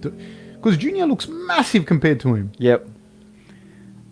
But I think that it's going to be... Look at his legs, man. Look at Rosenstruck's legs. Yeah. He's got a massive bum. Yeah, he's got that big Eli ass. Yeah, he stole mine. So both guys, Rosenstruck's holding the center of the cage. Is 4 minutes, 20 seconds left. And, Junior's... those leg kicks, that's what I was saying at the start. That's what I'm looking to see from Rosenstruck. Jab to the body by Junior. Junior usually goes that inside one, but isn't it? That lead inside? No, he goes a calf kick with the right leg. Oh, yep. Right leg to the opponent's left leg. That's provided it's orthodox to orthodox. Yep. So Rosenstruck's attacking the legs early, which I think is key here for him to do. Because I don't know that he has an advantage boxing with Junior. No, but so Dutch kickboxing, his background, yeah? Yeah. And he's, what's he had? 90, Million 100 fights, fights, yeah? Ooh, big head kick by Junior. Blocked by Rosenstruck, though. Took it kind of on the tricep, shoulder kind of thing. Inside leg kick by Junior. Checked by Rosenstruck. Did that hurt Junior? I'm not too sure, but you seen him limp a little bit on it Yes, I think it... when he came back. Yeah, I don't know if it hurt him, but it might have just hurt in that moment. Yeah, see, Rosenstruck, he sort of throws them feints out, but he likes to keep in nice and Ooh, tight and yeah. suck them in a little bit, doesn't he? He does. That's Yep. what he wants. And then Yeah. he leans back, pulls back like kind of on a rail. Yep. And then he throws that left hook. Yeah, you can see that when he's doing it. He wants you to come in. He wants you to get comfortable coming in. I like the leg kicks that he's using. I like that he's using those leg kicks. I'm sure he knows what he's doing. Yeah, yep. I'm sure he's not asking for my validation on the topic. Oh, That's- oh! He's got a chin on him too, eh? That overhand right that Yeah. Junior throws when he throws it like that. Right, overhand right to left hook. Yep. And he That's- swings for the fences. Oh. Yeah, he doesn't hold back with it, and I love it. I love it. It's just, I guess more people are onto it now. They're a little bit, you know what I mean? You've got to be cautious of that. And Jab to the body by I Junior. like that jab to the body. Yeah. I really do like it. It's pretty safe. Do you Yeah, know what I it's mean? a great You get punch. It's a great punch. in nice and low. As long as you're making sure you're dropping at your hips and not, you know what I mean, dropping at your shoulders. And you can't, like, it doesn't seem like it, but you can't just let the guy hit you over and over, No. even with a jab to the body. I think Junior's hands, though, are better than Rosenstruck's in that regard. But that doesn't mean, like, you know what I mean? Yeah, yep. If they have a boxing match, it's I'd say Dos Santos. Yeah, there is a huge amount of tension in the fight. There's like the Yes. anticipation of two massive sluggers. Well, when they're big guys like this, you're expecting a knockout. But will Junior have to be cautious about? We were talking about trying to press him up against the cage, or whether he's going to utilise any wrestling or anything like that. I don't think he's got to gonna- be cautious because Rosenstruck's so strong when you do come Yeah. into that space. Well, there's a 1 minute 10 seconds to go. Overeem has taken him down, and held him there, and he was actually quite composed. But Here we go. Here we go. Rosenstruck's Bit of a come flurry forward, by yep. Rosenstruck. Junior circled away. Nicely done by both guys. They're looking good too. Both. Oh! Overhand He right can by take a by shot. Rosenstruck, and Rosenstruck just shrugged it What? off. How did he? But he kind of rolled with it. But it's I sort of, know, it would but have that, killed me. that decapitates people. Oh my god! How he took that. He rolled with it, He but did. but he did. Yes. That should have killed him. Oh my god! If he didn't roll with it, then his chin got Nah, if removed. he didn't, Junior would be in jail. Oh, yes. Murder. Wow. Spinning back kick by Junior, no, nothing. He's feeling comfortable, obviously. He's looking good. He's looking good. That was a big right. He can take a shot. So anyone who thought that Ngannou, he's got him in the old hairy beanbags. Juice has a groin shot. There's not much time left in the round. Would have only been 15 seconds or something. Yeah. It definitely. Oh, that Nice nice little jab. stiff jab. But And then boom, followed got by him. kick to the nuts. It's a good jab. You know the thing is though, when you get hit flush, like it is like taking a massive body shot. Yeah. Even if you get a break, like it still affects you. And like one that just goes past and nicks him, Yeah. that can put you like down bad. 12 seconds to go. Now, I don't think that Junior is going to try and take him down like this because he seems very comfortable. Oh, spinning back kick again. Well, he knocked out Mark Hunt with that spinning back kick, Yeah, didn't he? he did. Man, Junior has fought some. His first fight was Fabricio Verdun. I know, imagine that, eh? Like, And a big he's- jump too. He wasn't like he was coming from like Bellator or something and he held the belt. fighting- Nah. What was it? Jungle. Yeah, it was a jungle fight or something, you know Yeah, what I mean? in Like- Brazil to Fabricio Verdun. He is. And that's fought- Fabricio Verdun was coming off the win of Fedor and all of that. Wow. Yeah. Do you know what I mean? Yep. Like, and Yeah, he- he's just fought nothing but champions, ex-champions. Or he's just been around. Yeah. but had a bit of a mixed bag. His last, was it 6 fights or something? Well, probably his last. The heavyweights, he had a lot of time where it was just one fight a year. Yeah. Pretty much. Whether it was to injuries or getting, do you know what I mean, making them matches or something like that. But they're big dudes. I guess you can't take that type of damage. I think he's had a bunch of injuries as well in and amongst it. Oh, man. I can't get over that shot. He took it really well. Like you said, he did roll, but that. Yeah, he rolled with it, but still, it should have. Junior looks very, very confident. Yeah. He's oozing confidence right now. But that doesn't mean that you can, do you know what I mean, put a line through Rosenstrike, because you've seen he can just put you to sleep at any time as well. Oh. Inside leg kick kind of made him hop back, and he was going to... That left hand. Sorry. What round are you at? Round 2. Oh, I'm sorry. I got carried away. Dave called me out on it. Round 2, 4 minutes, 33 seconds of the fight left. Just way too carried away was young Fab. Because it's exciting. Yeah, absolutely. I'm sorry, guys. Something's going to happen. So he's throwing... what I like is Rosenstruck's throwing that inside leg left kick. His left kick. He's throwing the inside kick. And he's kind of making Junior hop back on it. Yep. You know, and that's how he... And then he did that, took him off balance and kind of rushed him, blitzed on him then. It was very, very interesting the way he did that, in my opinion. See, that's that left hook. Yeah. He stays there. Yeah. Just moves his upper body back and throws that left hook. Oh, Little switch there in his stance. He's not... Yeah. Who do you give the first round to? Oh, Junior. I'll give it to Junior. Yep. Yeah. 3:41 left of the second round. But they both had good exchanges. Yeah. But I think that he got him with that overhand right, which that was huge. Ooh! See, again, he's leaning away from it. That one was straighter, that punch. Yeah. It wasn't that big looping. Oh, He's taking it. I hate when he does that there. He takes them jabs sort of, you know what I mean?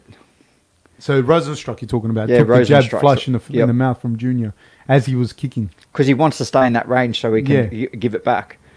But yeah, he's very much, he'll take a shot, but obviously with some people like Nagano, you can't. They didn't leave anything waiting there. Anyone waiting to see what happened. Junior's looking good, man. Yeah. I like how he's feigning a lot in that and never standing still. He's not letting Rosenstrike set. See, but they're right on the cage. You take like 2 steps and then you're right on the cage there. And so Junior's got his back to the cage and Rosenstruck's controlling the center. Yeah, that's tiny. That is a little cage, eh? Yeah. Look at the big ref too. Yeah, They got like the biggest ref but the 2 biggest guys. The cage looks tiny. Oh, big right hand. That one got him more flush. Yeah, he didn't Rosenstruck turn with it. He's looking for that little hook. Yeah, he's trying to time it. See, he does that. He throws that inside leg kick, makes Junior move back a little bit, and that's when he rushes him. Very smart. Good way to enter the blitz. Yep. Because you have to put something in the middle ground when you blitz. You can't just blitz run into a dude. It's gonna because people will time it. Yeah. If you can't get a reaction out of someone. But when you're doing that and you're kicking that inside leg, kind of lifting that inside leg of the other guy, you can push him backwards. Here we go. Oh, Rosenstrike throwing a bit of a flurry there. Nice little Junior flurry. did well to get out of the way, but I think. But still dangerous. One of them shots. Absolutely.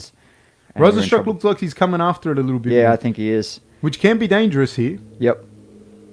Because Junior can hit you from any position. He's got crazy good uppercuts too. I don't think Junior was falling into his traps. Yeah. Oh, and Junior has been dropped with the right hand. No. He's not getting stopped. He's going to stand up. No, then he's done now. Stop it. Stop it. Yep. He's done. He was a big shot. Yep. Oh, look, Junior looked good in this fight. I thought he looked really good. That could have went the other way so easy. But that's where you can't sleep on Rosenstrike. Hey, he can put you to sleep. Breaks my heart, man, because people don't like. I didn't have a horse in the race, but people don't get like, dude, he fought so well and he got knocked out in the second round. Very nice there. Rosenstrike went and sat right next to him. He's a good dude, man. I really like him. That's it. See, that was. Yeah. He sort of turns it over, that right hand. He gets him with that left uppercut. Yeah, jab. he kind of comes in and around and turns it.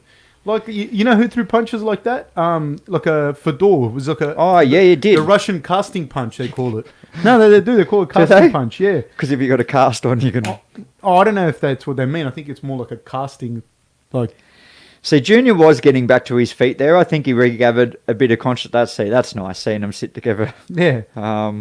Because man, fucking sucks, and no one likes Yeah. losing, and especially when you're doing so well. But yeah, this guy people can't sleep on at all. I feel for Junior, but I'd feel for Rosenstrike too Yeah. if he got dropped. But Junior was getting back to his feet, and he's just got him with a short left one and put him back down again. Yeah.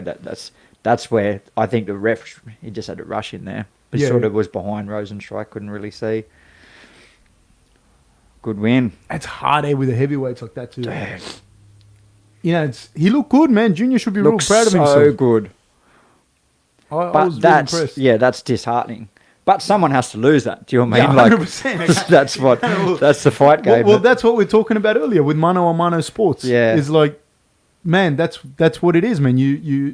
It builds character. Yep. And you lose. And like, I hate the way people just shit on guys when they lose, man. Because that dude fought his heart out. He looked good. His timing was good. You know, he looked great. But, you know. They can only take that. Rosenstrike did well then when he started to go forward, but he took the fight into his own hands, and it obviously came off all right. How for him. much do you think confidence came from the fact that he took some of his biggest shots and he just kept coming forward? Like, It definitely gives him confidence and takes some away from Junior. because he took some of those shots. Yeah, I don't like.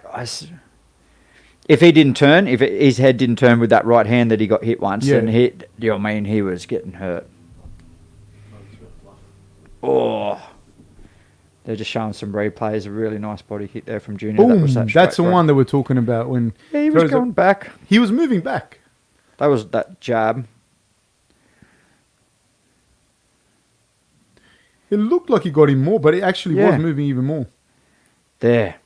Those punches that he throws, those little The casting Russian punches. cast, huh? I don't know if that's the actual. Like Fedor used to throw him like that as well. Yeah, I it's remember like he you did. come over the top and you're hitting with this part, like Yep. with the knuckle, with just the one knuckle there, like the. Well, isn't it? Is that because the way that the glove's made, it sits more on top of the knuckles, then the side bit is sort of. Maybe there is I'm some. sure I've heard that around MMA before. If you can hit him with that bit, Yeah. where that padding actually isn't on top of the glove. Yeah, then you're it just can- hitting with the knuckle. With and the way that those hands are wrapped, Yeah. man, it's like you're hitting with concrete. You know Yep. what I mean? Like with absolute concrete. Who would you want to see him next? Oh.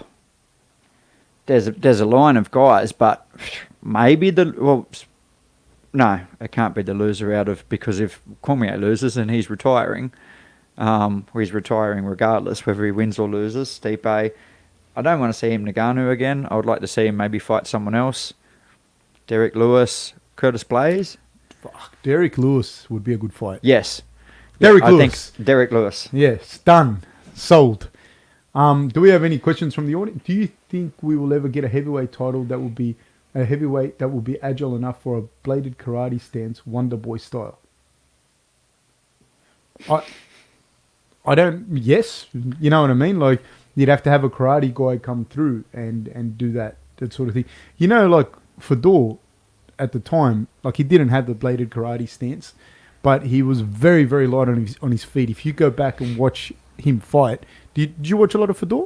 Yeah, I've watched. Back them in Pride Pride, like, days. yeah, Yeah, in the Pride days. I've went back and watched them. I wasn't a huge fan back then and watched them when they were. Do you know what I mean? At the time of the fights and that, but I've went back and watched his. Yeah, And he was very, very light on his feet. Yep. Like that. So I'm not saying that he had a bladed karate stance, but he was definitely someone that had the agility to move like that. Had he have trained in karate as a kid, but he didn't. He was a judo sambo guy, boxer. But he definitely had the agility and the movement. He's probably one of the most agile heavyweights that I've ever seen. You know, at the time, you know, we're talking about, you know, his peak was 10, 15 years ago, whatever it was. I can't even remember now. But you're not comparing him to the heavyweights of today, which is different. It's outside of the era. But he's definitely had the agility to do it. So I don't think that we won't have heavyweights that come through that have that kind of stance and that style. I don't see why not. Yeah, that's my take. What do you think? I just think the heavyweights, they rely a little bit more on their power and stuff Absolutely. like that than their agility, and so I can't see a heavyweight. Not necessarily doing karate stance. Yeah, but coming in even from that style. So I don't know how beneficial it would be. I agree with you as well, though. Yeah. Because that's what I'm saying. I'm saying, like, Fedor had the agility, Yep. but it wasn't that See, style. If you had to take just a fresh heavyweight and teach him two skills, it would just be boxing and wrestling, yeah? Yeah, Do boxing, you mean Greco-Roman. why a lighter guy than you might, do you mean you might, where they don't rely You're on saying power two as much? skills, only two Yep, skills. two Yeah. skills. Yeah. You mean then you might consider like something else like karate or something, even if it was as a heavyweight, 4 skills. Yeah. Do you know what I mean? Karate still wouldn't be in that. You know what I mean? 5 skills still wouldn't be in that. Yeah. But there are people in the lighter weights, and not like extremely light. Well, Rob has a karate background. Yes. You know what I mean? Thompson obviously in that weight, karate. So it does work, but the heavyweights rely so much on power, and they have so much power. I just don't think it. The thing is as well, where that's bad is like that stance Yep. leaves you open for leg kicks. Yeah. And again, when you're talking about heavyweights, a calf kick from a heavyweight Yeah. is like, it's insane. Your calf is not, it's not that big. So yeah, I don't know that you'll see one necessarily, but you could see it. There have been very agile heavyweights in the past. Hey Fab, how do you think DC vs Jones at heavyweight would go, considering Jones has looked human as of late?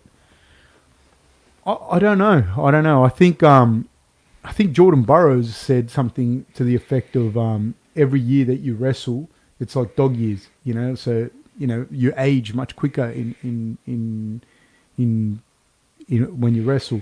I don't know, because I think John Jones, whilst he's looked human, he's also shown that he can take a shot so well, in these last few fights. What seems like a little bit hard for him to do is get that wrestling off, but maybe it's the opponents as well. I don't know, because at heavyweight, DC he's lost to Miocic, and that's it. People don't understand because people remember this fight with Miocic where he got in and threw that power and dropped Miocic and thing. But when he fought in Strikeforce, do you remember the Bigfoot knockout when he knocked Bigfoot? Yep. Like he knocked Bigfoot out, like straight away, real quick, through a combination, knocked him out. On his way to winning the Strikeforce belt. Yep. So I don't know. I mean, yes, he could definitely beat DC at. DC's also at 40, man, as well. Look, I don't know. The heavier you get, the older people tend to be able to fight too, as well, because of what you were saying. Because most of the stuff is power and strength. So I don't know. I really don't know. I think you've mentioned it before with that. With age, what goes first is your power is your the last thing reaction to go. time and Yeah. that, but your quick reaction, your fast twitch and that starts to go first. But you can hold your power. That's how come you were saying heavyweight boxers can fight Strength and power, yeah. Yeah, do you know what I mean? They can rely on that. Why the lighter guys, do you know what I mean? As they continue, say someone like Anderson, for example, I think who has fought, do you know what I mean, too long, but he really relied on that quick reaction. And what is he now? 40. 42, 43. Still, his reflexes. He relied on reflexes. Yep. Is there a reason why most heavyweight fighters usually tend to be a lot older compared to fighters in other divisions? There we go. That's. I guess we just kind of answered that there. So you can fight as a heavyweight, well into your late 30s, Whereas you see a lot of guys in the lighter divisions, and it depends what's happened to you in your career as well and your genetics as well. But you can be. You see guys that after 30, they're not the same. After 32, they're not the same. After 35, they're not the same. Then you see guys like a DC. But also bear in mind, DC started taking head trauma later in his career. Yeah. You know what I mean? Because he wrestled all the way through. And so he brings, and Romero as well. So they bring in this great combat experience, at a high level. And people don't understand how high these guys, the level that these guys wrestled at without too much trauma to their brain anyways. The body's different. They would have taken some trauma. So they get all their experience, they've got all of that, and then they're able to transition into fighting a little bit later on, and that kind of extends the career. Another guy that's interesting is Cannonier. Cannonier is not young. He's probably 35. Yep. Right? And he started like pro fighting a little bit later, so he doesn't have the wear and tear on his body. And when you look at his body, he looks young, man. If that guy's 35, then he should be, get a sponsorship from Oil of Ulan or something. You know what I mean? Like he looks like his body is shining. Like it looks like he's just fucking, I don't know, 21. You know what I mean? Yep. So yeah, that's the last thing to go is your strength and your power. And at heavyweight, it's probably one of the most determining factors. What preparations would you make for your fighter if they are fighting in a smaller ring? Depends what you want your fighter to do, I suppose. If you're going to have to do a lot of cage work, I'd imagine, depending on what your guys are going to do. I wouldn't it depends. Like the reality is not everybody gets to train a full size octagon. So most of the time you're going to be training in a smaller octagon anyways. Or in a smaller type of cage. Very rare you're going to get the full size. But in DC and Cormier's case, in DC and Miocic's case, like, no secrets here. I don't know, you tell me. Miocic wants to use his footwork, move, and DC wants to put him up against the cage and try and take him down, and throw big combinations. But, and this was seen in the second fight, Miocic against the cage, he's also the bigger guy. And once you get that underhook in, you can use it. So in this fight, I'd say that expect that Miocic knows that. Expect Miocic to pivot an uppercut. And also when he turns Cormier in and he's got a nice deep underhook, to throw knees to the body a lot more, I would say. Because he didn't look bad against the cage. What do you think? With the smaller cage? Yeah, what preparations would you make for your fighter if they're fighting in a smaller ring? It depends on what type of fighters I have. Do you mean? Obviously, a lot of war work. Do you mean? You mentioned that. That's sorry. You asked ring, right? But we're assuming you mean cage. Yeah. So go on. Yeah. So just that exact same thing. You would have to focus on that so much because that extra half a meter in, you're going to be up against that maybe 20% more of the fight if wrestling is going to be incorporated in the fight, which obviously the heavyweight one, and I think that's what everyone's pointing out to is the main fight. Yeah, and it's no secret again what's going to happen. Yeah, you've got to make adjustments, but it sucks. I think it really sucks for Stipe. Yeah, I would be filthy about it. Like I don't know how they went through negotiations and that sort of. I don't know if that was. I would fight.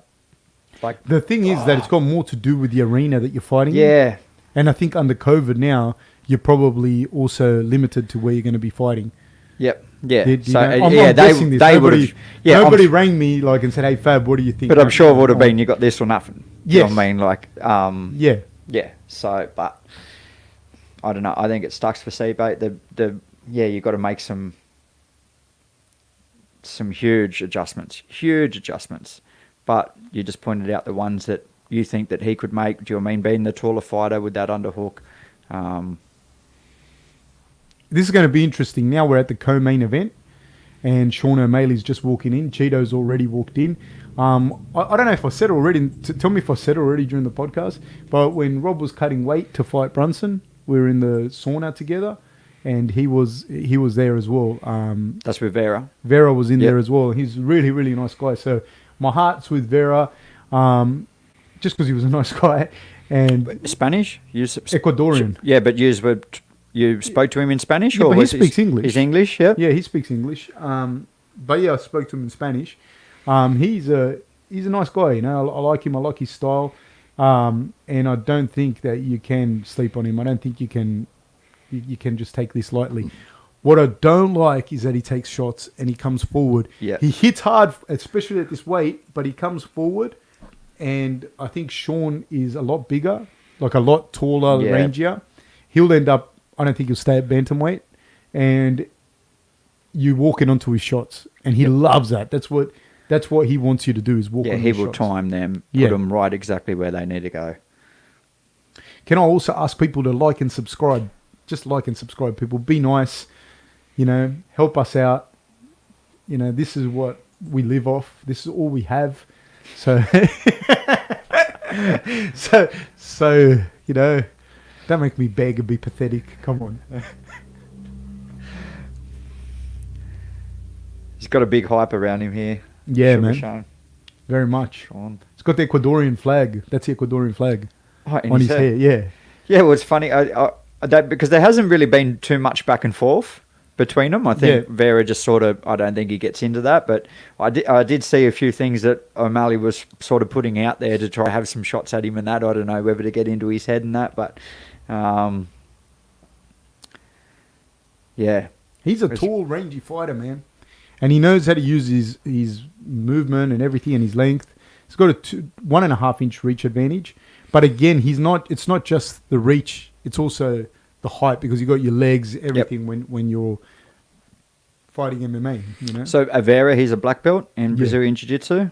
Good too. But Sean is a purple belt, but has very good He has no-gi very good grappling. Absolutely, yeah.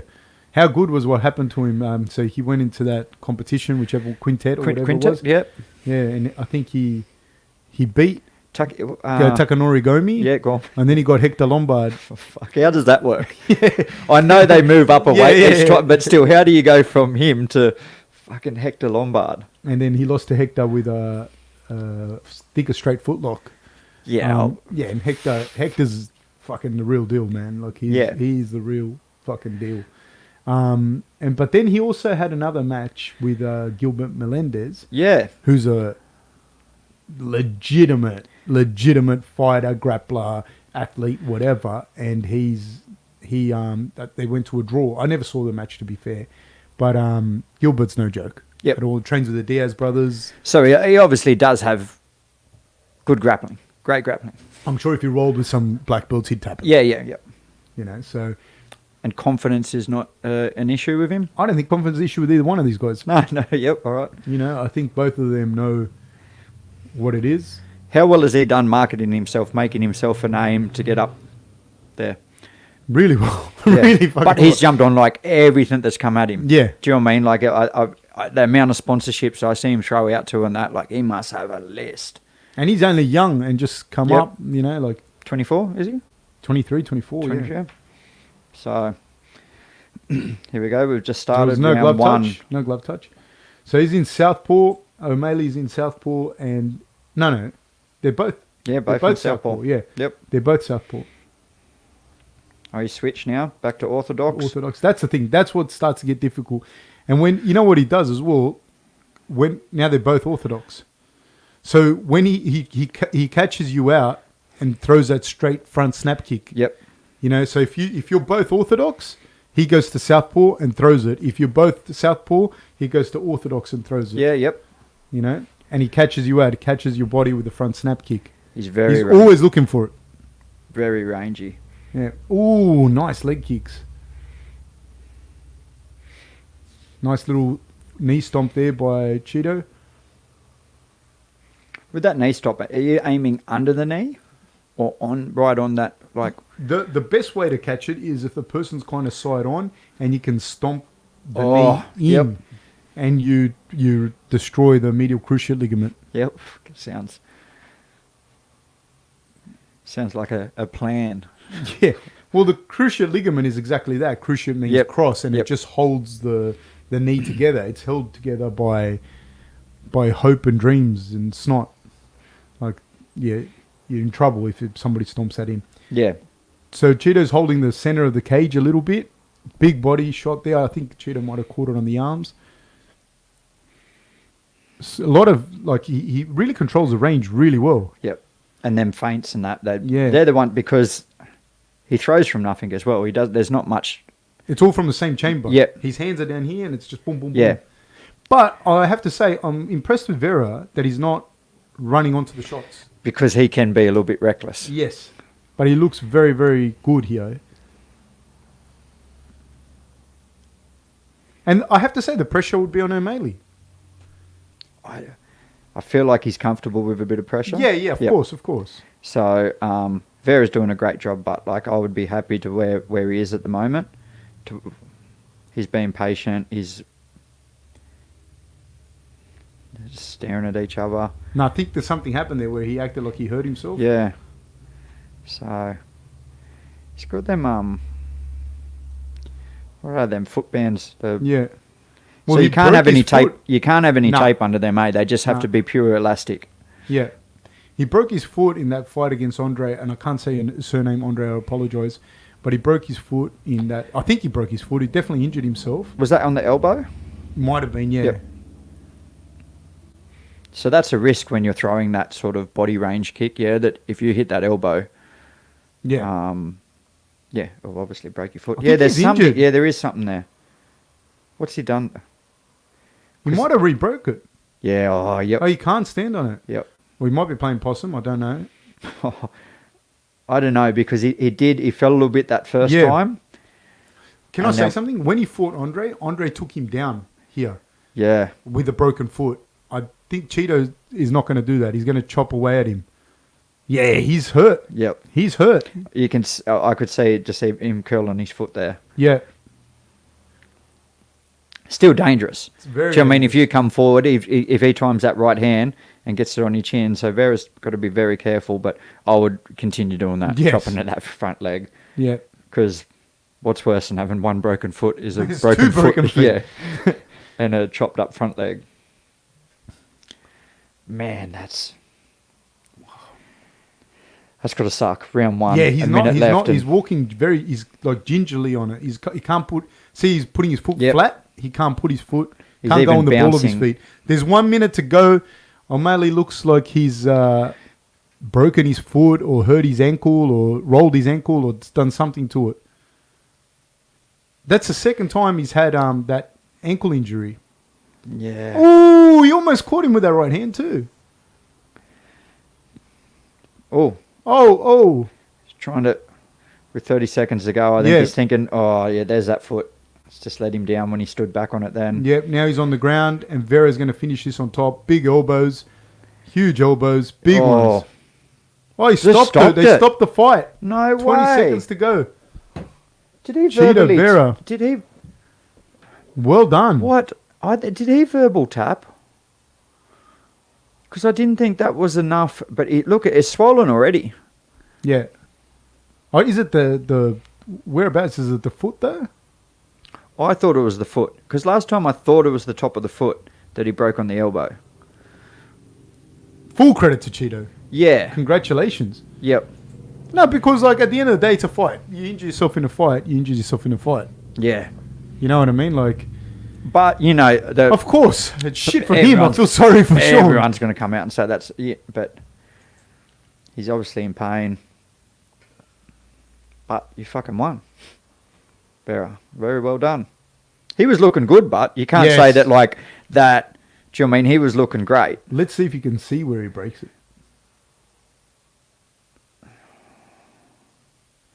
Did he That's catch him? where- What did he catch him with?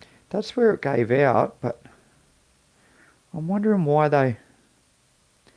it got stopped. Boom. You got him right with left hook to the temple there on the ground with the ground and pound. Big left elbow. Another elbow, another one. Hammer fists. But his head was kind of rocking back like, No, so he's holding higher yeah. than and his ankle. I think it's like the distal part of the trying- tibia. Oh, look there. So he's rolled his toes over. So So like he's completely rolled. He's went to step and rolled over on his toes like that. So he might have pulled a ligament. yeah, I think down it's the- a ligament. Oh! The ligaments on his ankle. Oh, like it's like an inversion sprain of the ankle. So he could have torn the man. I roll that same ankle. I rolled it all the time. Do you roll? You got skinny legs too. Do you No, roll? I will never have a problem with Here we ankles. go. These big bad boys, look at them. Look at him. He's a monster. I too roll my right ankle a lot. Like I have my ligaments are lax. So if that is the problem for Sean, fuck that he's gonna have to do a lot of rehab. So, do you think it was a problem before the fight? Because he's obviously come out with them. It They're might only have been elastic. What happened before? Yeah. It might have been what happened before, and if you have that, it happens a fair bit. Like if I play basketball or something, I've got to strap this ankle Yep. because I will roll it. If I go play footy, I'm going to roll it, so I have to put the strapping tape on. But wow, it sucks for him bad, but I'm sure that's not going to slow down his hype train. Not that much. Well, I'm happy for Chido, though. Yeah, I'm stoked for him. I'm really happy for him. So that he'd be stoked. His coaches would be stoked. Because he was doing great. He was doing really good. Man, he wasn't reckless. He wasn't running into it. I'm really happy for him. My heart was with him. I said that before the fight. Yep. Wow. Good on him. Awesome. Man. So that will boost him closer to the top 10? I don't know what his ranking is. He was outside of the top 10, though. Yeah, I had a feeling he might have been around... 14? Yeah, 14, 15, I was thinking. So, because was Sean in the... He wasn't in the top 10 yet either, was he? No, I don't think so. No. Wow. That was interesting. Didn't go. He was 14? All right. So Marlon wasn't... Oh, okay. So, Okay. I must have had it, wrong that he was 14 and Vera wasn't ranked. Got a question from the audience here? Yeah, this Do you think Sean O'Malley lives up to the hype and makes his way up the division? Like after this? was before the fight. Okay. Well, no, but you know what? It's still pertinent because why can't he live up to the hype and move up his division? He's a young guy that just lost a fight. That's all. You know what I mean? So yes, I do think he can move his way up the division. But it's hard, man, because that's why I was asking as well with the pressure. Like, how much is that pressure of doing well going to affect him, going into a fight and now, say, for example, losing this fight? Yeah, but I think they can market that loss very well. Like the UFC and himself can say, like, without that injury, I'm not losing that fight. And fucking 99% of the people listening will believe it. Yeah. Like, so... I think they'll market it that way. And he can fight. Yes, of course. Yeah, well, you can't. It's not like he's been undefeated before that and put people to sleep. So, and good people to sleep as well. Yeah. So yes. I think his hype will continue on. Obviously, he needs to sort out that injury first. But Can you come back from that injury? You said it's there always. I don't know. I don't know what injury he actually has, but I mean, from Like yours. yeah, you'd have to rehab it and make sure that you strengthen the ligaments and strengthen the leg around it. And it is like a lot of proprioceptive and balance work and that you have to do. And you have to, it's one of those things that it's not that you can't do it. It's just that you have to put the work in. And not everyone is that dedicated because it's boring work. It's not like sexy, exciting work where you're lifting fucking heavy weights or sparring. throwing sledgehammers on the You're big not tires doing that. This is the problem. Most people can train. Training hard is not the issue. It's the attention to detail and having like structured, longitudinal approach to study and to training. That's what's hard. You know what I mean? Doing all the little rehab and prehab stuff. That's what's hard. Watch it again. It just goes. See, it went there, and then it had nothing in it. Yeah. You got any other questions, Dave? One for you. Hey Fab, how does a young fighter come train with you? Surfing? That's what I'm doing at the moment. I don't own a gym or coach or anything at the moment. I'm not really looking at doing that anytime necessarily. I'm not looking for it, but I'm not. Like, I'm doing some other stuff right now. I'm doing some corporate coaching, working in corporate, like a corporate vampire that I am. And, I'm mainly spending time with my wife and my daughter, to be honest with you. I sold both my gyms that I was partnered with Alex and Rob and that. But honestly, what I'd recommend for you to do is go down and have a look. If you're in Sydney, go down and have a look at Gracie Smith and Grange. That's where the fight team is. That's all the guys that I was a part of that coaching. And yeah, that's probably the only advice I could give you. But I'm not really involved in that at the moment. Like maybe in a few years, or maybe if the right opportunity comes along. But I'm not really coaching at the moment. I'm doing some other things and maybe a bit of study and concentrating on this, on the podcast and that. So yeah, I think Eli, you're going to start boxing coaching that? Yeah, I've just been helping out at the PCYC at Campbelltown. I would just say if you want to start training, it shouldn't just go find whether it's a small gym near you, Absolutely. a PCYC where it's nice and cheap. They always have really good programs, major programs, whether they have judo or boxing, or even go find a small, just a jiu-jitsu gym in your area. Because I think the first part is not to, say for example, if you don't live near Smeaton Grange or Campbelltown, you live at Parramatta or something like that, and you want to... You fucking live in Melbourne or something. But you want to make that travel and then all them other things are going to weigh up. Maybe first, just to get used to that training and see if you like it, just find a small gym that's around near you, that's not going to cost you an arm and a leg. And then, do you know what I mean, if you can commit to that, then you can start to make them other steps to go, right, now I want to go here where these guys are training, start to committing to that. That's how I would feel. I think something that's extremely underrated as well is like the PCYC systems. Yep. And the you get really good boxing there. You can get some, a lot of good guys started there, Yeah. and it's underrated. You don't have to go and pay big money, but you're going to pay, a fee, obviously, and then you're going to be able to box with a guy. A lot of the times, these are older guys that love boxing and they've had, years and years and years of experience, and they love nothing more than just to work with the young amateurs, and you're going to get really good fundamentals in that. That'd be honestly, for me, my kids, if I was going to put them in to martial arts, which I definitely will, if I can find that like a PCYC where they have good boxing or judo or wrestling, then that's what I'll do. I'll just put them in there somewhere where they're going to learn good fundamentals and be around good people, and that. So that'd be my thing. As far as me, in particular, I haven't got a gym or anything at the moment. This is an important question. Important question, mate. Which type of shorts would you wear in the cage? Compression, board shorts, or the cut ones? Should you wear or would I wear? You. I would go with board shorts. I've always... I feel like you're a board short type of guy. If I ever did any competition or anything that I did like that, I always wore board shorts. When we go swimming next week with all these, what are you going to wear? What's happening next week? Next week we are joining, me, Eli, and another fellow, Blake. We are joining the the Coaldale Oysters. That's who we're joining. The Coaldale Oysters, which is a winter swimming squad. And these are all old dudes, and they all wear little budgie smugglers.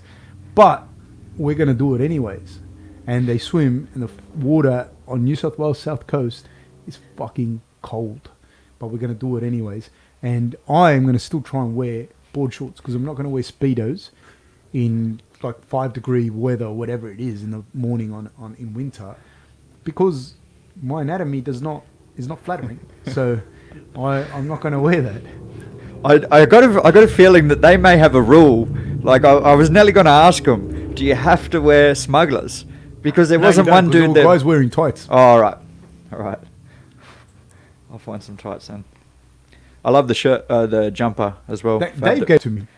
Dave Roberts gave me this jumper. Cobra Kai. I only usually wear it to weddings and that, but because today was a big day, I'm wearing it. Cobra Kai. What's another question?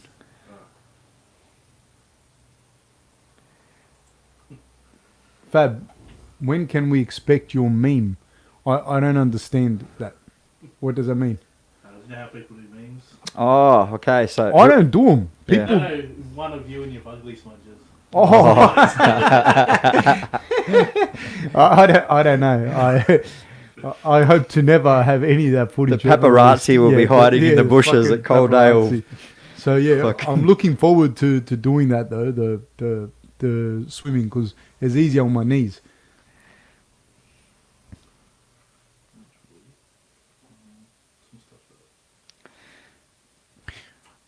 Not sure if we've done this one. Why are fighters so underpaid? Is it just a lack of money in the industry in general?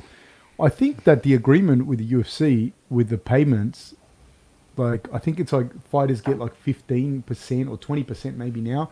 And I think when you look at the NBA and NFL and that, I think it's closer to 40 and 50%.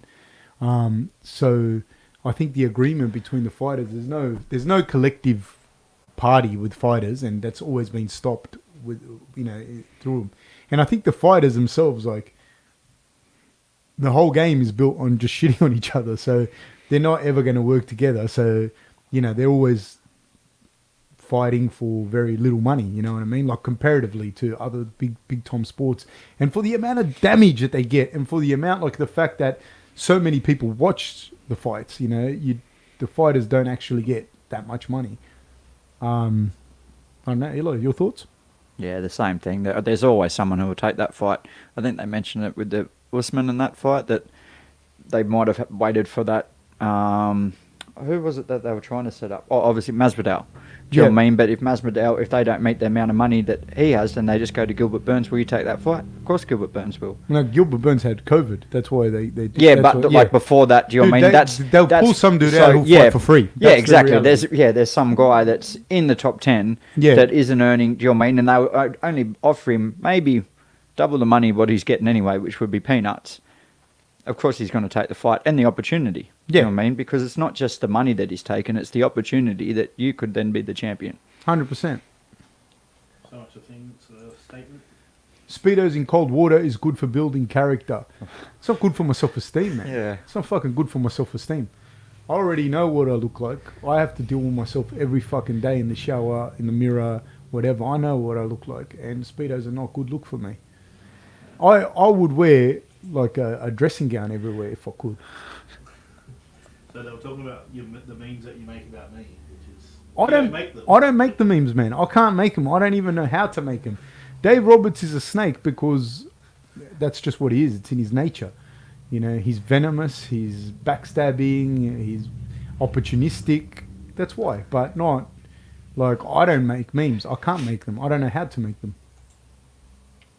Is the Ballina Bruiser Eli a permanent co-host or just a guest? Special guest. I'd say special guest, co-founder, a combination of things. I'm doing a podcast now with a guest on Tuesday, and I'm going to run it out of here. But they're in the US. I have to get up at 3 a.m. to do it. So Eli doesn't want to drive out here at 3 a.m. So then I'll be by myself. But he is one of the original four, the awesome foursome that started it. It was me, you, Rob, and Eli. Yeah. And the first episode ever was you, me, and Rob. Yes. Yeah, and then there was a bunch that you and I just did by ourselves. Yep. Did we? You and I No, did. you came to Yeah, I South was- with us? Yeah, I was there at South. So I was just sort of like learning how to press the buttons, the hard jobs. He was a sorcerer's apprentice. Yeah. Yeah. But yeah, I got there in the end, and then sometimes I'd be behind there, and sometimes I've been involved. So He liked the fame too much, so he said, I need to be in front He of went the camera. crazy. He went crazy. yeah, especially in Melbourne. How was that? Yeah, people have stopped Eli, got photos with him and everything. Yep. Even at Fire and Rescue, guys have recognised me. So, What's superstar. another? Please, if there's another question, ask because we're just going. What's your thoughts on Jared Cannonier's comments on the oblique kick? I'm not sure what his comments were, but I'm going to assume that he said that they shouldn't do it. Is that what he said? No, I'm gonna look it up. I haven't seen anything about it either. I don't usually listen Cannonier. There's that much content out there as well. Like these guys get interviewed so much that like it's hard to keep up with everything on everyone's comments. Okay, middleweight contender Jared Cannonier believes Robert Whittaker utilized a dirty technique during his win over Darren Till.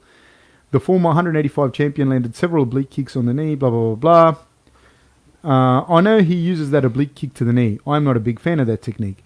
That is career-altering, career-changing technique. I'm not a big fan of it. I'm not saying we should ban it or anything like that. You know this is martial arts. That being said, I'm not a big fan of it. I don't use it personally because I know how dangerous it is. If I use it, you best have your next year of your life planned out. Okay. It's true. Everything that he says is true. But Cannonier, and fuck, I'd love to have you on the podcast, so don't get angry at me. But you beat the fuck out of people, dude. You fucking... Yeah. You're not a sweetheart. You're not a good guy. Like, you beat people till they're fucking almost dead. And I've seen you. You know, then you go and have a burger or a protein shake or whatever. So it's kind of, like, yes, it is a... I don't know if it's a dirty technique, but it's definitely a super dangerous technique. It became... Rob's proclivity for that technique came after Romero did the favor of stomping Rob's knee in, So, you know, after that, I think Rob had a case of FOMO with the knee stomps, and that's why he started doing it.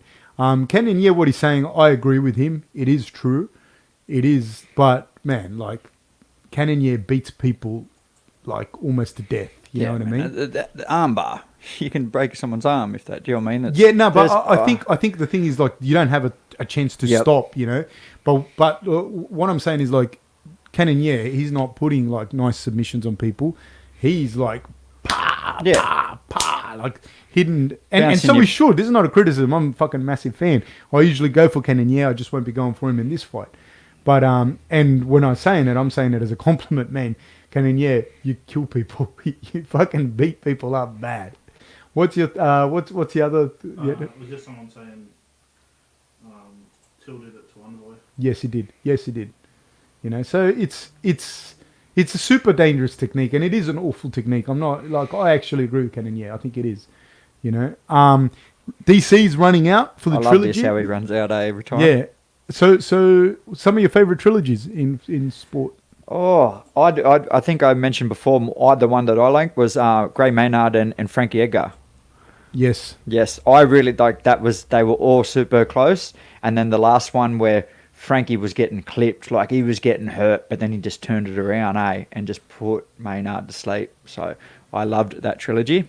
I think this one's real special because we've had two very definitive, and all for the title, and all within a short time frame. Yep. And they've been so definitive. Like, they both stopped each other, and the fights were both so different. So we really don't know what we're going to get. If we're going to get a short stoppage, if we're going to get a long drawn-out war, it could be anything. There's been a lot of other trilogies in MMA where they may have been fun to watch, but they didn't have the significance and the importance and the short turnaround. You know, with us already being able to see the biggest differences. Man, when I think of trilogies, I think of Tura Gatti and Mickey Ward in boxing. Yep. That's insane. It wasn't for a title and that, but still, that is just as far as like an actual fight's been pretty crazy. Yeah, that was. But a lot of the times with trilogies, you'll have the two exciting fights, and then you'll have their third or rubber match years later when it's not really relevant. So I don't. You know, this one is Kane and Juniors were all title fights, yeah. Yes, but the difference there for me, and this is just me speaking, I think that Junior finished Kane, and that fight was like everyone wanted to see it again. Yeah. The second fight, Kane won extremely decisively. So it wasn't like you know, there was a bit like, I think Kane will beat him unless Junior catches him kind of thing. Whereas this fight's different. Like, I don't know who's like. Miocic catches people. It's Leonard and Duran. I like that fight as well. Sugar Ray Leonard and Roberto Duran. That was a good trilogy. But again, by the time they had their third fight, it didn't matter anymore. Yeah. You know, it didn't matter. They had one apiece and then thing. And I think Leonard said on Mike Chiavello's The Voice Versus, he said that Duran was the guy that he feared the most because he was fucking crazy. Yeah. Yeah, and he was, you know, like, in all good old due respect.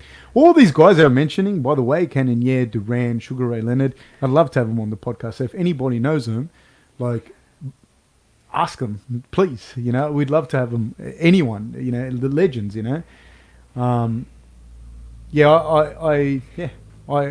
Any other trilogies come to mind? Well, I think Matt Hughes has had two trilogies. So he's had one BJ with Penn and GSP. Yeah, GSP. So he's went through. So like 6 of his fights have been with two people. Like, and I think they were the same results each time, wasn't it? He got each one of them with a sub, and then they come back and beat him twice. Yeah, but but Penn, he beat GSP first. Yeah, yep. And he lost to BJ Penn first. In his first fight with BJ got him with a rear sorry, naked. it went. Yeah. It went Penn, him, Penn. So that made the trilogy a little bit more.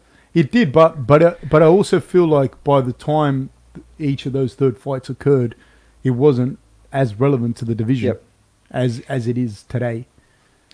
Yep, and then so like I don't think anyone really. I don't know if in the third fight with GSP, like GSP was an out and out favorite. Yeah. Yeah, I think he was at another level then. Yeah. And Matt Hughes was probably older at the other end of his career. We've got Wait, does Stipe look so So Cormier's already walked out. Yeah. And Stipe's getting Vaselined up. Does he look different? Does he look leaner to you? He looks fucking super lean. He I looks- thought that even all the lead up stuff in his face, just his whole, he's still like wide shoulders and stuff like that, but he just looks super lean. How much do you think training at home during COVID and that affects these guys? Has affected? I was watching some of the pre-shows. I wasn't really understood. I thought his gym was reopened there in Cleveland, but down there, American Kickboxing haven't reopened, so they were doing everything from home. Well, I thought Stipe was doing a bit of a. I'm sure they can use the gym. Yeah, But no, it's got to make a big difference. Training partners. There's a factor there. Each one of your training partners need to be part of a bubble. So, do you mean not everyone can commit to that? So you're not going to have the amount of training partners and that. No. Does Cormier look like a fucking bear? Yeah. He's fucking huge. But Stipe looks very lean. He looks like a light heavyweight, dude. Yeah. How much did he Very weigh? lean. 233 he came into this fight. 236 for Cormier. That's light for Cormier. Like, he looks good. They both look good, man. This is going to be crazy. But like I said to you, like, speed kills. And light, quick on his feet. It's going to be good for Stipe. But they've come out, and you mentioned it before, exactly what they want to do.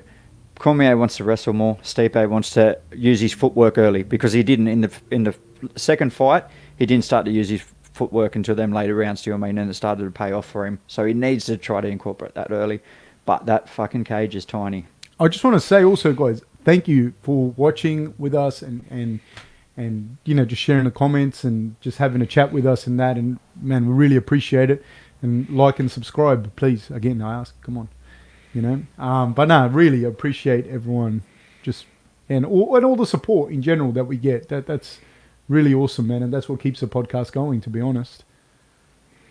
I think it's also interesting, man, because on the ground in MMA, the heavier guy will have the advantage, you know. Yep. Like, and that's not, when I say the advantage, it's got to be, you know, all things being equal, but you know, that's it definitely. But on the feet, that movement, that speed, man, if it stays on the feet and he's going to be moving and the rest of it, I like it. Well, that could have been the strategy coming into it. He wanted to be leaner. Do you know what I mean? And because he wants to make sure, because he was just slow on his feet them first couple of rounds. That it wasn't. It was a weird game that he was sort of playing. And I remember them going back to his corner and they're saying like, "Wake up! Why aren't you using any footwork?" Do you know what I mean? You're not using any whatsoever. And he was just getting tagged and getting caught up in this game that Cormier loves to throw, Yep. like, hold your hands, and throw then him over the top, bah.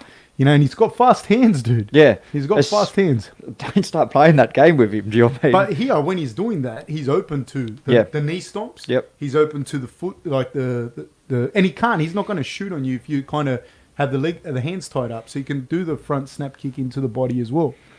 Do you think he's going to go back to the body? I think he will. I think he's going to. I think he has to put stuff in the middle ground. Yeah, so not Especially in to this the small same cage. fashion that he did last time. No, but the thing is, you doing this as well is opening your body up for that left grip, and that's straight to the liver. And the thing people don't understand, when you get hit in the kidneys, in the liver, that's solid organs and they bruise. So it's not even, you don't even feel winded like you get hit in the stomach where it's like there's give and you go I can't breathe.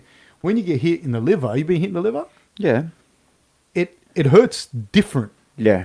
Like it hurts, like it stops you, paralyzes you. You know how tough DC was to take those shots. It's the body. It's an investment, Fab. It's an investment. Mate, Invest in it early and it'll pay off later. But that's the other thing. I would have liked to have seen him go to the body earlier with front kicks, with little things that just add up. You know, they just add up. Look at him. It looks like he's going to run a triathlon. It fucking looks super lean. Cormier is a bear, dude. Yeah. He's an intimidating man. I love how he fucks around. He's got a good sense of humor and that, but he switches on, when it's time to work. He fucking knows what he's doing. He's like a scary human, that guy. They both are, though. Oh, yeah. I met Stipe. Stipe's like a fucking sweetheart of a guy. Like they nice guy.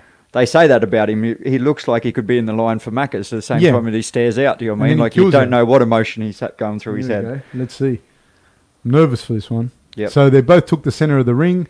The cage looks small. The ref looks huge. They look huge. Cormier's kind of looks like he's winding up a right hand.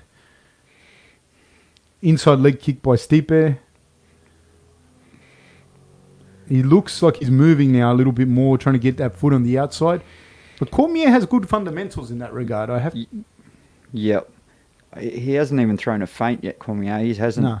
But so that inside leg kick, that's safe. But Yes. that's safe for against the wrestler. And there's nothing there as well. Yep. Like there's nothing there. Like you're just going to take that on the vastus medialis. I do see Cormier's going to like throw a leg. Ooh, nice. That's what I want to Yes. see. The jab. Yeah. The jab. Going back to them fundamentals from Yeah. boxing. Cormier's looking to land that big right hand, and I'd say a right leg kick. There we go. Yep. So front kick. Look, he's right on the cage. It was like 2 steps and they're Yep. right on the cage.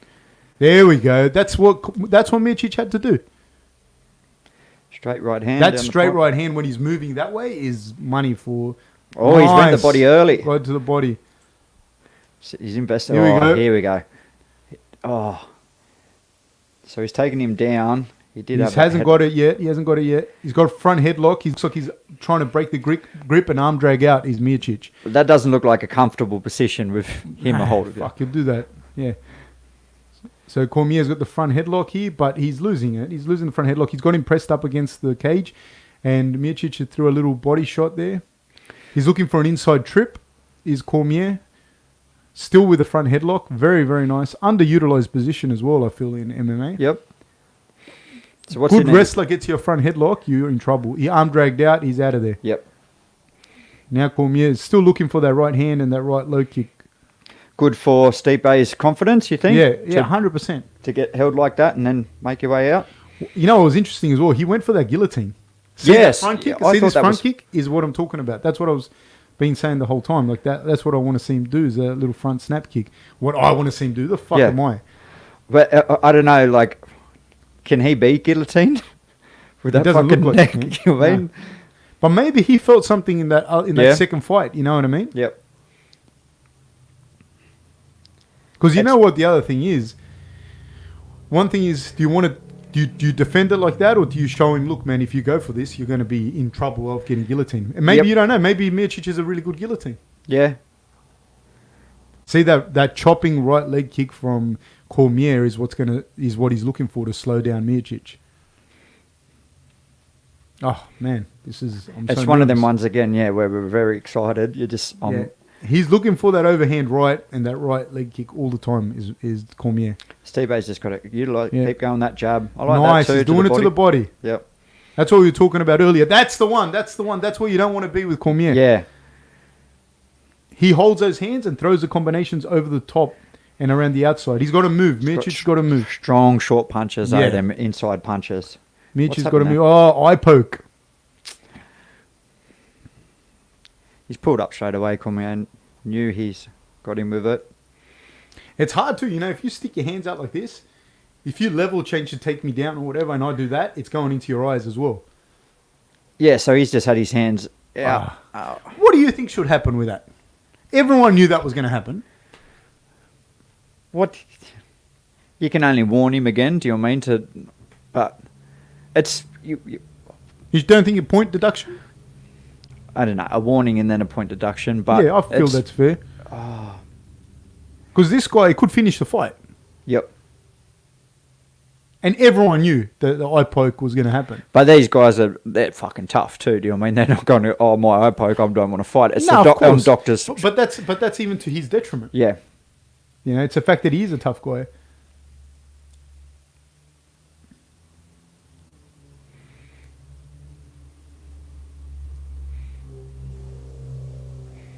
He's having a good stern talk to Cormier. Yeah. The next one would have to be a point. And that's a round then. So what do we got? How much? We got 133 left in the first. Nice. You kind of checked that one though. He's moved DC back a little bit. Another left inside kick. He's got to keep that distance, yeah. Did he hit that? Did he get that jab to the body? I don't think he did, but he's definitely making it known that he is going to work that body. And then he's going to come over the top. Yep. Ooh. There's a little nice little like rip to the body by Cormier. Cormier. Did that right hand connect? I think it Ooh, turned nice off. two to the body there. The body. Right under That, the heart. I love that jab there, that up jab. Kind of leans in. Yep. And then throws that up. Because that right hand, that's the threat from there. Nice.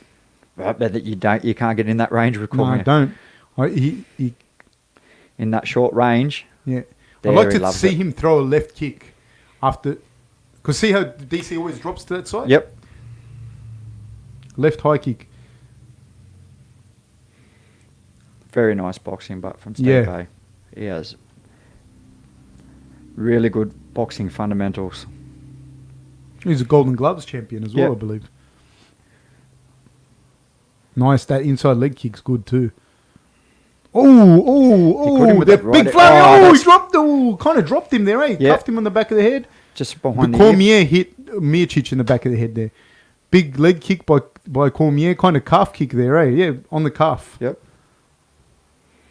Oh, that was a nice finish there. Stipe got him with a right hand in that exchange, but then he got him with that right hand at the back of the ear, which may have dropped him. I don't know if he did go down a bit. Definitely wobbled him. Yeah. But that's that. Who you give that round to? When Cormier gets into that range, fuck. It's hard because we're not judging it. We're just watching the fight. Yeah. Who do you give that round to? We're just watching the fight with you. You know, we're not commentating. We're not thing. But I don't know, man. I always feel like Cormier's closer to. But this is just what I feel. I feel like Miocic is kind of fighting better, but I feel like Cormier's always closer to finishing. Yeah. I don't know if that makes sense. So when I watch that, I can't tell you who won. That's them shots there. I'd hate to be a judge. Yeah, look there behind the back of the ear. That did drop him a bit. Dude, that's all soft here in the back of behind the ear, you know? Yeah. And the equilibrium's all through your ears. That someone like this guy hitting you up. Neither of them can really make too many adjustments from that first round. Do you know what I mean? They both executed what they full well.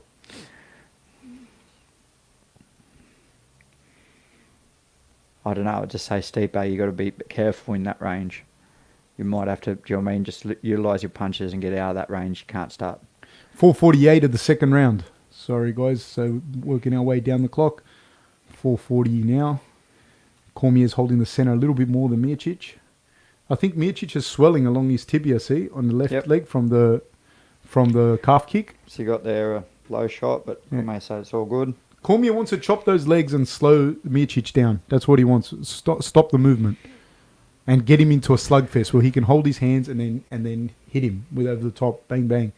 Oh, the uppercuts. Nice. That's what see that left kick? That left kick's what's got to come. Right there. Yes. At the end of that combination. That's what I was saying to you before. He's got that uppercut and he's going to throw that left high kick. He has to do it. I mean, there's no way that they haven't seen that. See, he went to his right, the outside of Cormier's left hand, and threw that uppercut out there. I love that. Yeah.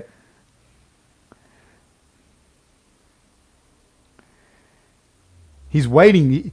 He's shown. He's gonna throw that kick. See, because Cormier. But that right hand from the Greco tie, that the way Cormier throws that is very powerful.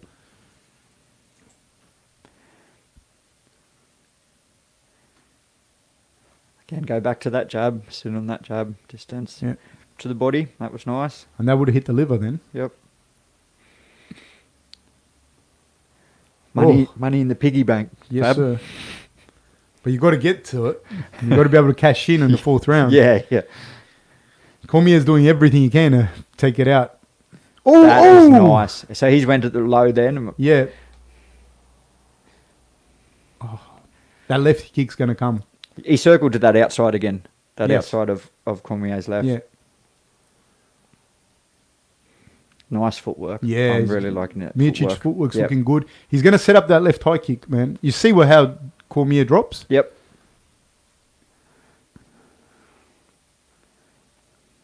It's just as long as he keeps moving.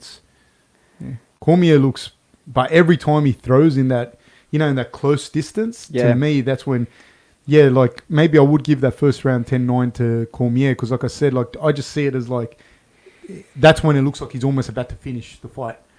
Like that's what looks more dangerous. But I'm just saying, if I have to guess, if I have to pick one, because Miocic as well, he looked good as well.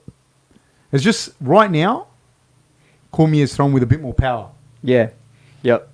You know, that's what's scarier. And that's why I'd probably edge the rounds to him. I think, yeah, that's what I think. But some of Stipe's shots, they don't look like he puts a lot of power in them, true. but he's fucking slept people with them. Absolutely. Nice jab there from Cormier. Yeah.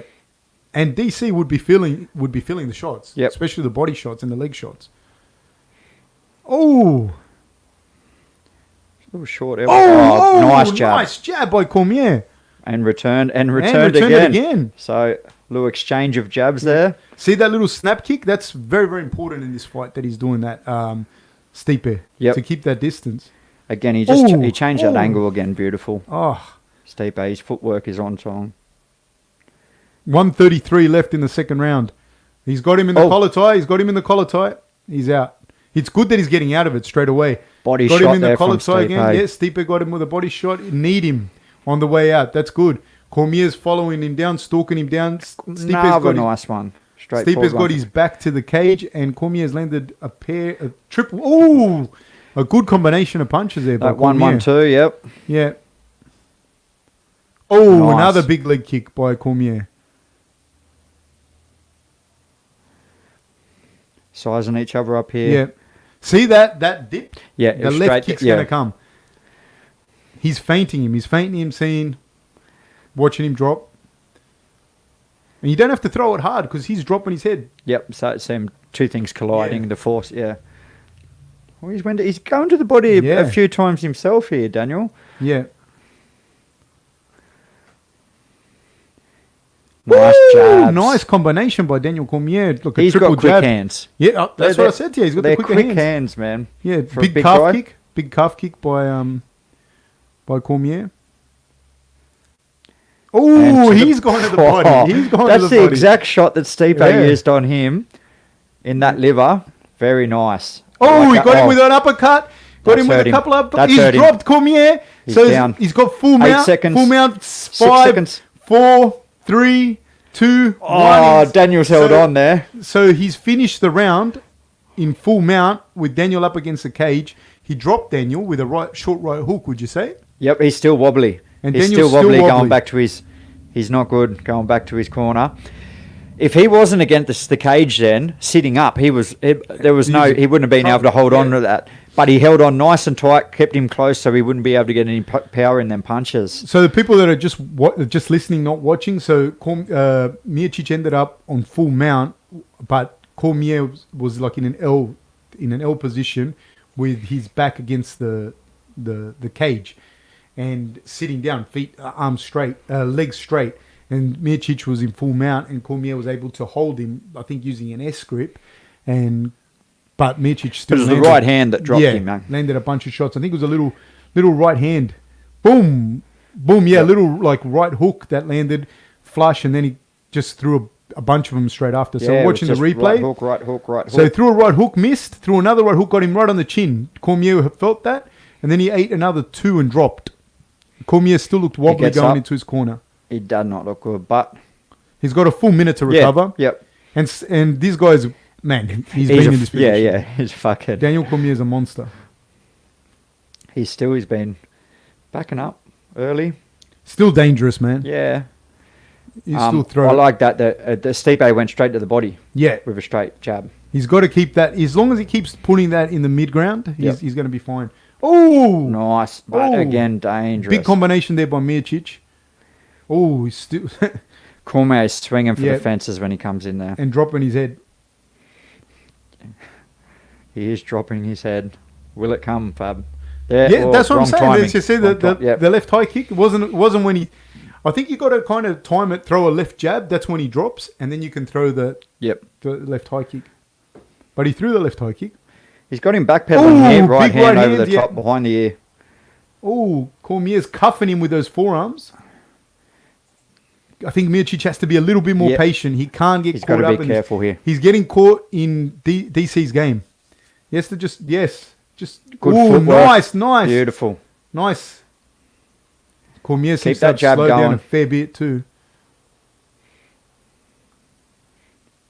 This is where he doesn't want to get tied up into. But now he's pushing him up against the cage. Watch him knee the body now. He's going to knee the body. He's going to work that.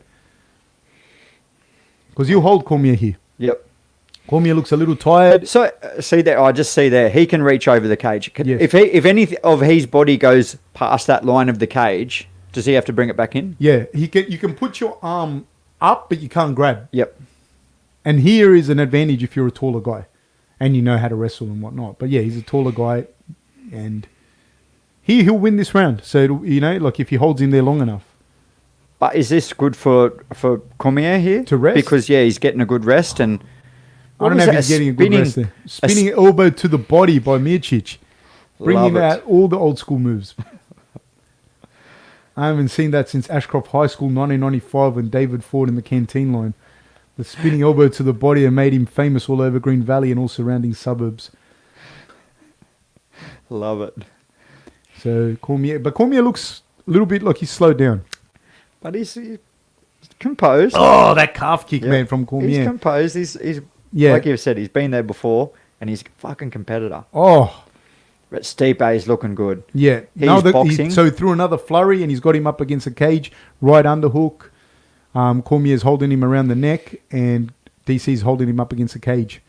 But you're not breathing there properly either, man. With the guy carrying all of Miocic's weight. Yep. Sorry, you were saying before he's boxing?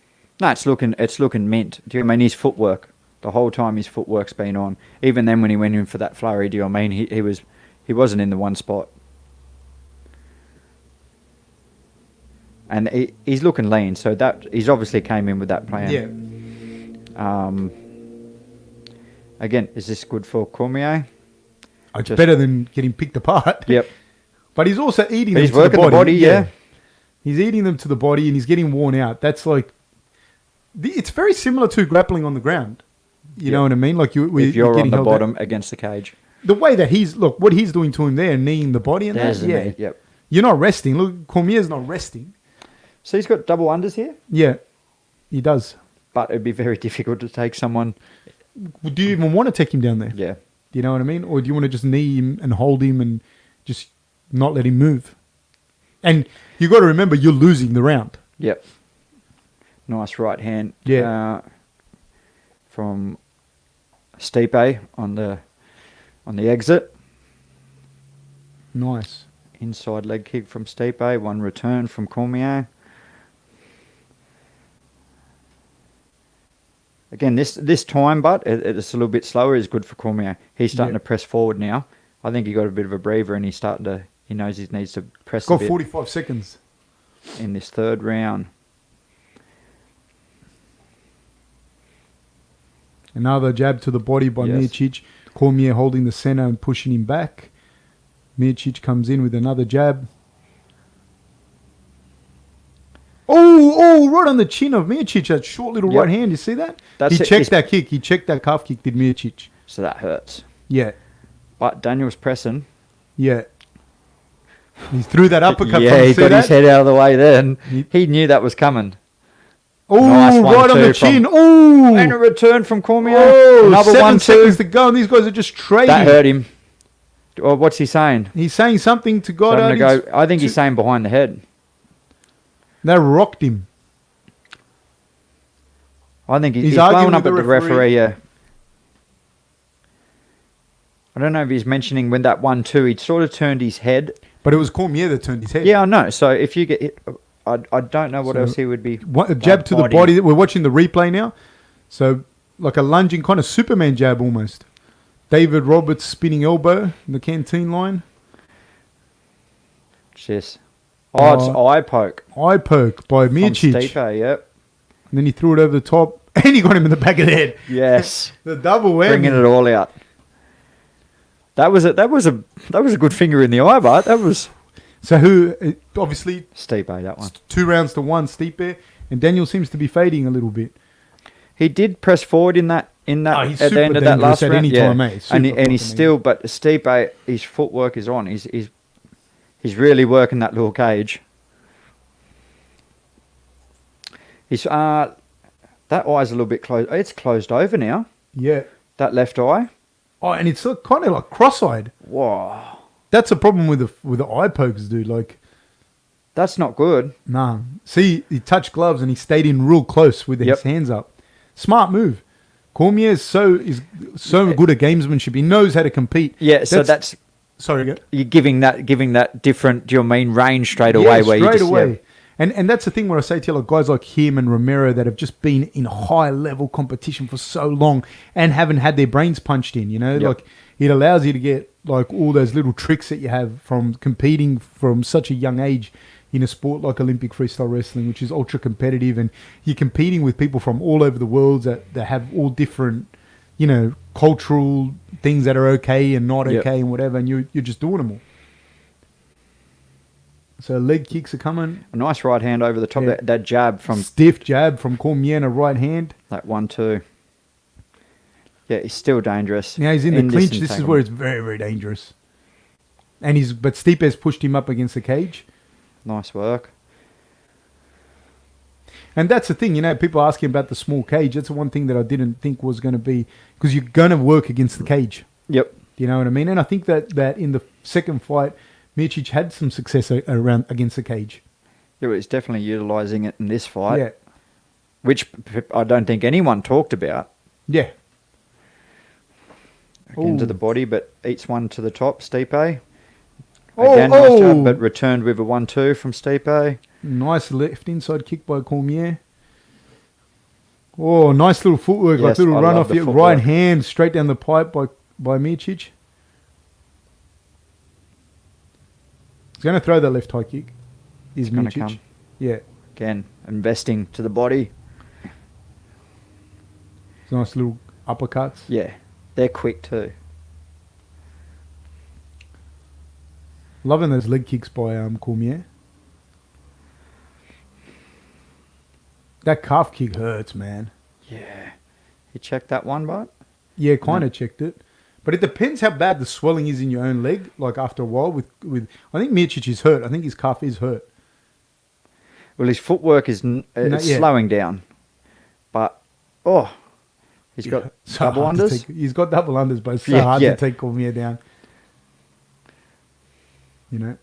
But if he's holding him here, he's winning the round. So pressed up against the Yeah. cage again, which Nice. no one has really talked about. Yeah. This is where it's dangerous this here. year. If Cormier can get him up against the I cage, think Stipe's movement's gone down a lot. I think A he's lot. hurt. His left leg's hurt. well, he's flat-footed now. Yeah, he's flat-footed on his left leg. Yeah, so Yeah, he's trying to get yeah. that movement. Because your calf, you got nothing there, dude. Yep. So good work from Cormier to do that. Pressing forward a little bit now, Cormier. Yeah. Oh, but Ooh. nice right hand from Stipe. Man, Oh, big right hand by Cormier. There's 2 Cormier minutes is to go. still so dangerous here, eh? Dude, Just- he's got so much power, dude. yeah. 2 minutes to go. And he's sort of like Tripled up on the jab there by Miocic. a fucking wounded beast, you know what I mean? Yeah. Like, don't go near him, he's still fucking... Oh, he got him with another right hand over the top. Cormier did.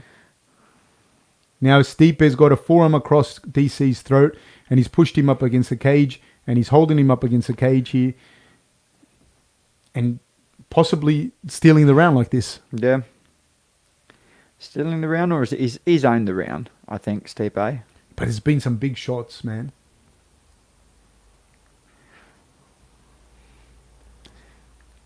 Big underhook here, deep underhook. That deep underhook from Cormier is very, very, from Miocic is very, very good, man. Yep.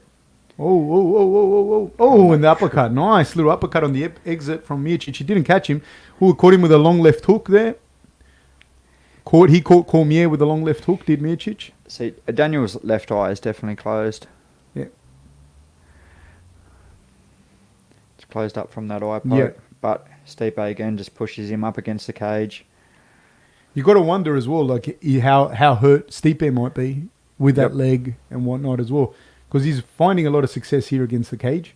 I'm not surprised at it at all, to be honest with you, because he is a taller guy and he did have some success in the second fight. Yep. And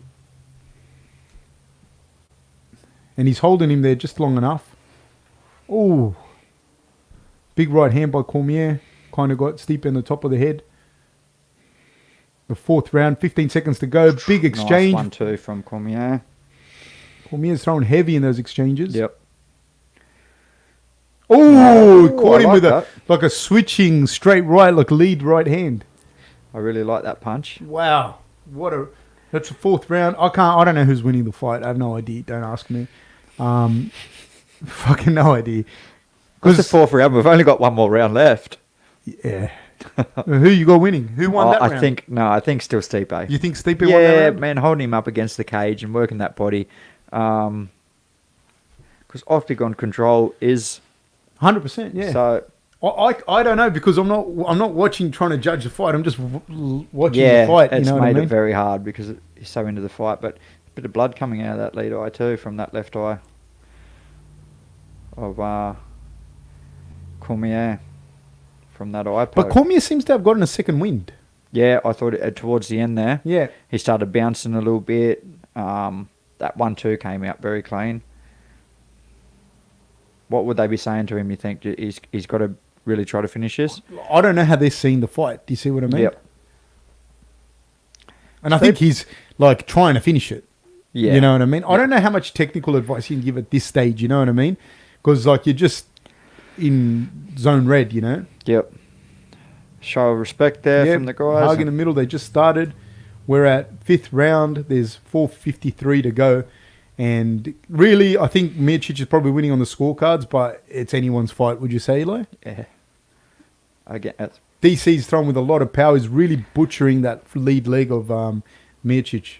which has slowed him up. It's slowed Miocic a lot. For sure. A lot more flat-footed on that front leg. Miocic just has been throwing his own leg kicks, though, into Cormier's legs.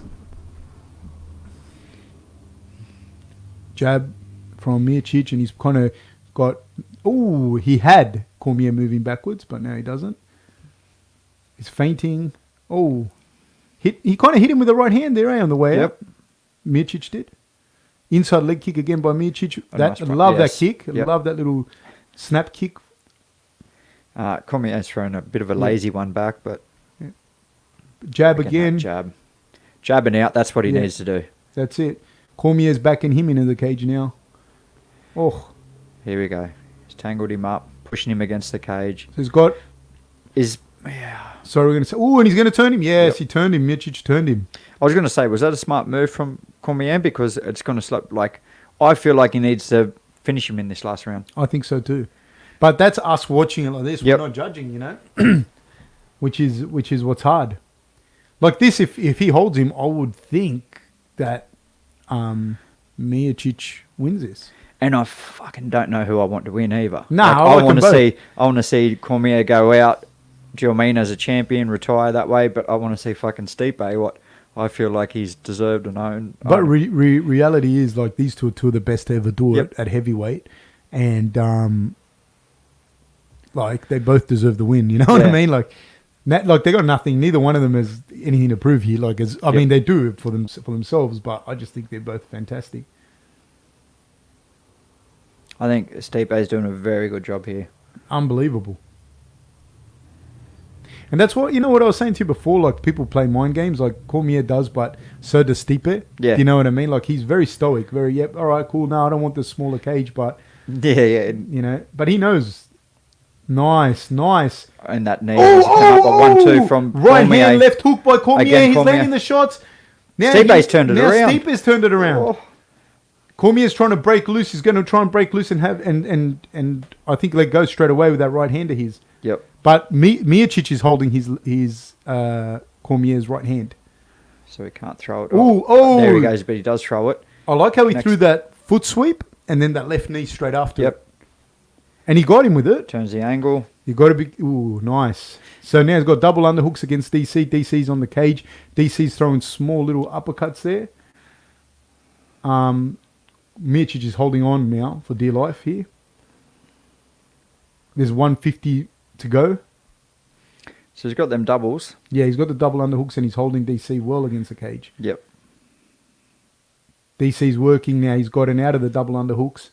There's wrist control. I believe that Daniel has a wrist control while he still has a little bit of an underhook with his right arm, does Miocic. Oh, hit him with a nice flurry there. That body. Miocic did. Body, head, body. Yeah. Oh, Nice. and Cormier's coming back. The 1-2. Oh, mate, these guys. Oh, big right hand by Miocic. Overhand. Yeah. Oh, he's He's gone for the takedown. He's got front headlock, does Cormier. Cormier's got a front headlock. So nice, tight combinations. 1 minute to go. Cormier. Oh, threw a That little short one, yes. short hook. Now he's got another hook on Miocic. That was that one that leads to the elbow, Yeah. isn't it? It's that. Oh, There he goes again. collar over and with it. tie here. This is exactly what Cormier they're wants. just giving each other into the body. And Miocic is pushing him he's back done up well. against the cage. Miocic is doing a fantastic job. Unbelievable job. Front headlock attempt here by Cormier, and he's pulling it down, and he's got the front headlock. There's 38 seconds to go. I do believe Miocic will win this fight. I do believe Cormier as well. doesn't stop him. And at this stage, Stipe has him pressed against the cage. Right underhook. Yep. Pinned him up there, just throwing some knees to the body. 20 seconds to inside go. thigh. He'll hold him here. Yeah. Cormier has to work super hard to get out. And with 15 seconds to go. And exhausted, dude. Exhausted. I think he has to. 8 seconds. He's done well. Miocic can let him go and run away from him. Richie, 1 second, time. Done. Wow. Very nice. Wow. Oh, my God. What a fight. What a fight. Who do you think? I think Stipe. I think he executed his game plan very well. He's still invested in the body, and then he pressed him against the cage and still worked that body. I think he did very well. So he controlled. I think he controlled. Do you know what I mean the octagon the most? What do you have? I think it's hard because it's a 10-point must system over 5 rounds. So overall, right now, I feel like Miocic won. I wasn't scoring round by round, so just understand. I understand that as well. When we're watching this, we're not scoring. We're just thinking. I feel like Miocic won. Yeah. But I don't know round by round what might, because first round, if I remember correctly, Cormier won. Yeah, I think Cormier won the first round. Not much in it, but yeah, I've got the fight to Miocic. Almost finished that fight then. Yep, in the second round. Far out Cormier, just coming back from that. Round 3, see, goes straight to the body. That Superman jab kind of thing that he did.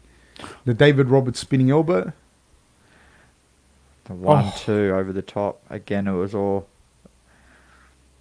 Stipe in the third. Yep. Second and third, Stipe for sure. But then, see, this in the fourth is when Cormier looked like he had that second win coming forward and so really pressed him at it the could have end. been 2 apiece. And then here at the start of the fifth, then he just did a good job then of controlling it and put him up against the cage again. But conceivably could be 2 apiece, would you say? Oh, could be, yep. I don't know because I wasn't And then scoring. into the fifth round. Yeah, and then the fifth, I thought Miocic won that. Yeah. It could be, and you don't know how the judges scored it either. And we're watching from TV, so you don't even know what they're seeing. They're seeing. I love it. We love what? Oh, Joseph. Fucking oath. The Steven Seagal helped him Okay, as much as he could.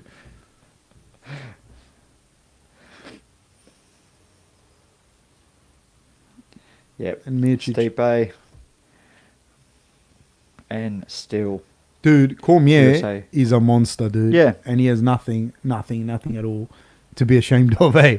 Not at all. What an amazing athlete, amazing human. Thank you for all of amazing fights, DC. And an amazing wrestling career and an amazing coaching career that he has. Oh, so I was just about to say he just left the octagon, but that's because they do the interviews outside of the octagon now, don't they? And keep their social distancing. No idea. Yeah, I think so. They shouldn't keep social distancing, dude. They couldn't have been closer. Yeah, I know, but for the interview... No, I think he just went. No, he'll go. I'm sure he'll go around okay. here, and they do the interview outside of the cage. I think I'll fucking make a fool of me now. These pricks will. Wow. Can we go to any questions from the audience? That's it. There's no more questions? If they got any questions, we'll answer them, and if not... Well done. So, who's waiting for him? Nagano. Rematch. Yep. But if he fights like that again, he's a smart man, Stipe. I don't think he'll fight like that. I think he'll No, try but and if he, wrestle. do you know what I mean? If he, Yeah, if he if be smart about yeah. the way he fights, which he does.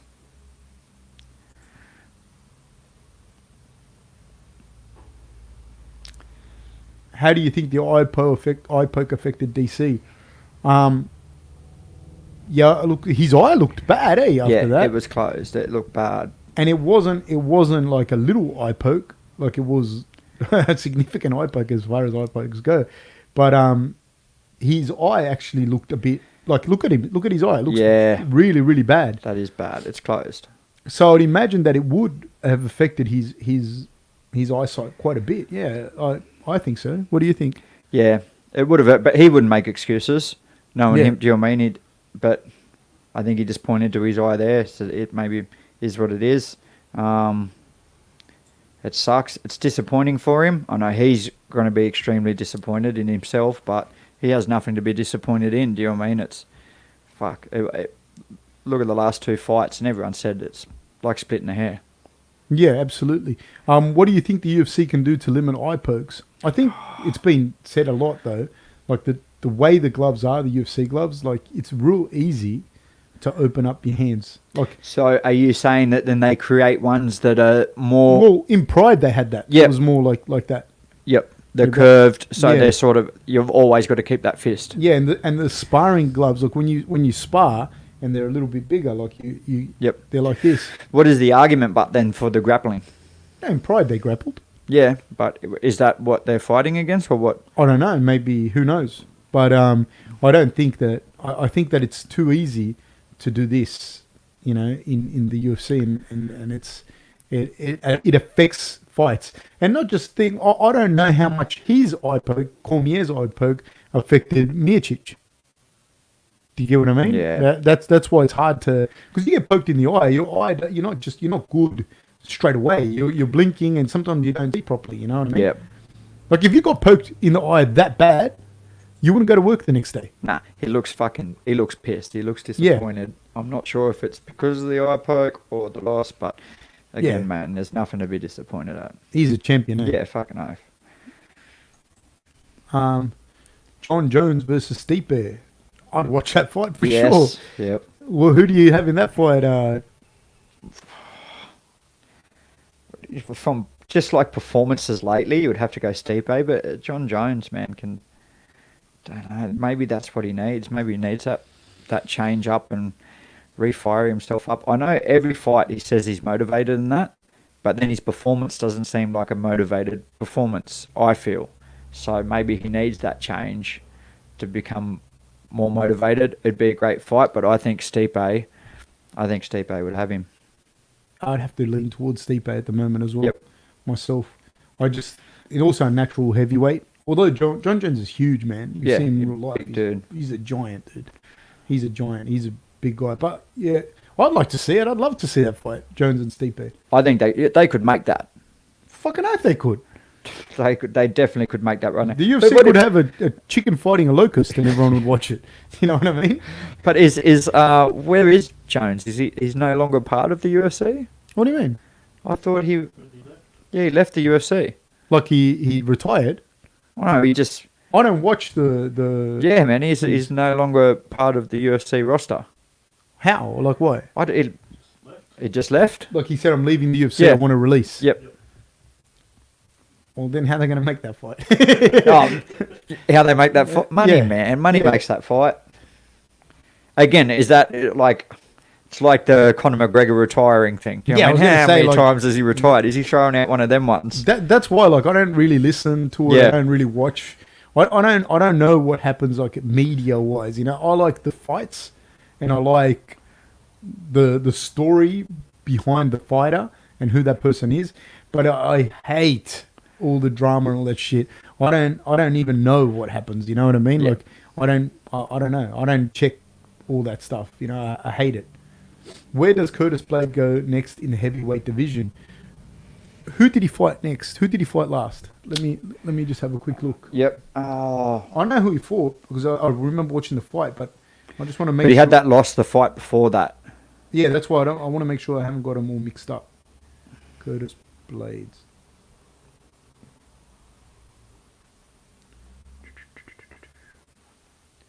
just a second, guys. Here, I want to give a proper answer. Okay.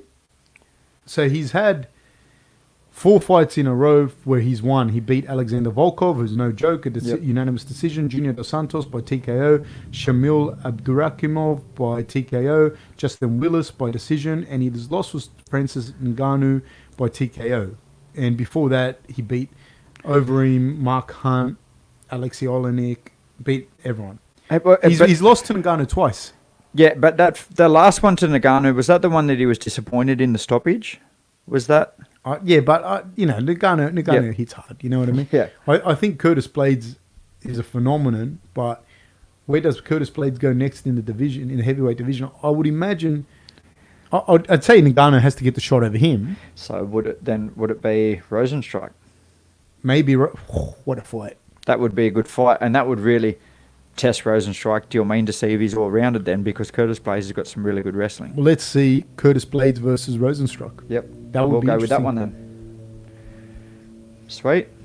Guys, thank you so much for watching and for watching with us. Like and subscribe. Thank you so much, guys. Thank you, David and Eli. And stay safe, guys, with COVID and everything. Look after your families, please. Thank you so much. Bye-bye, guys. Take care. Thank you.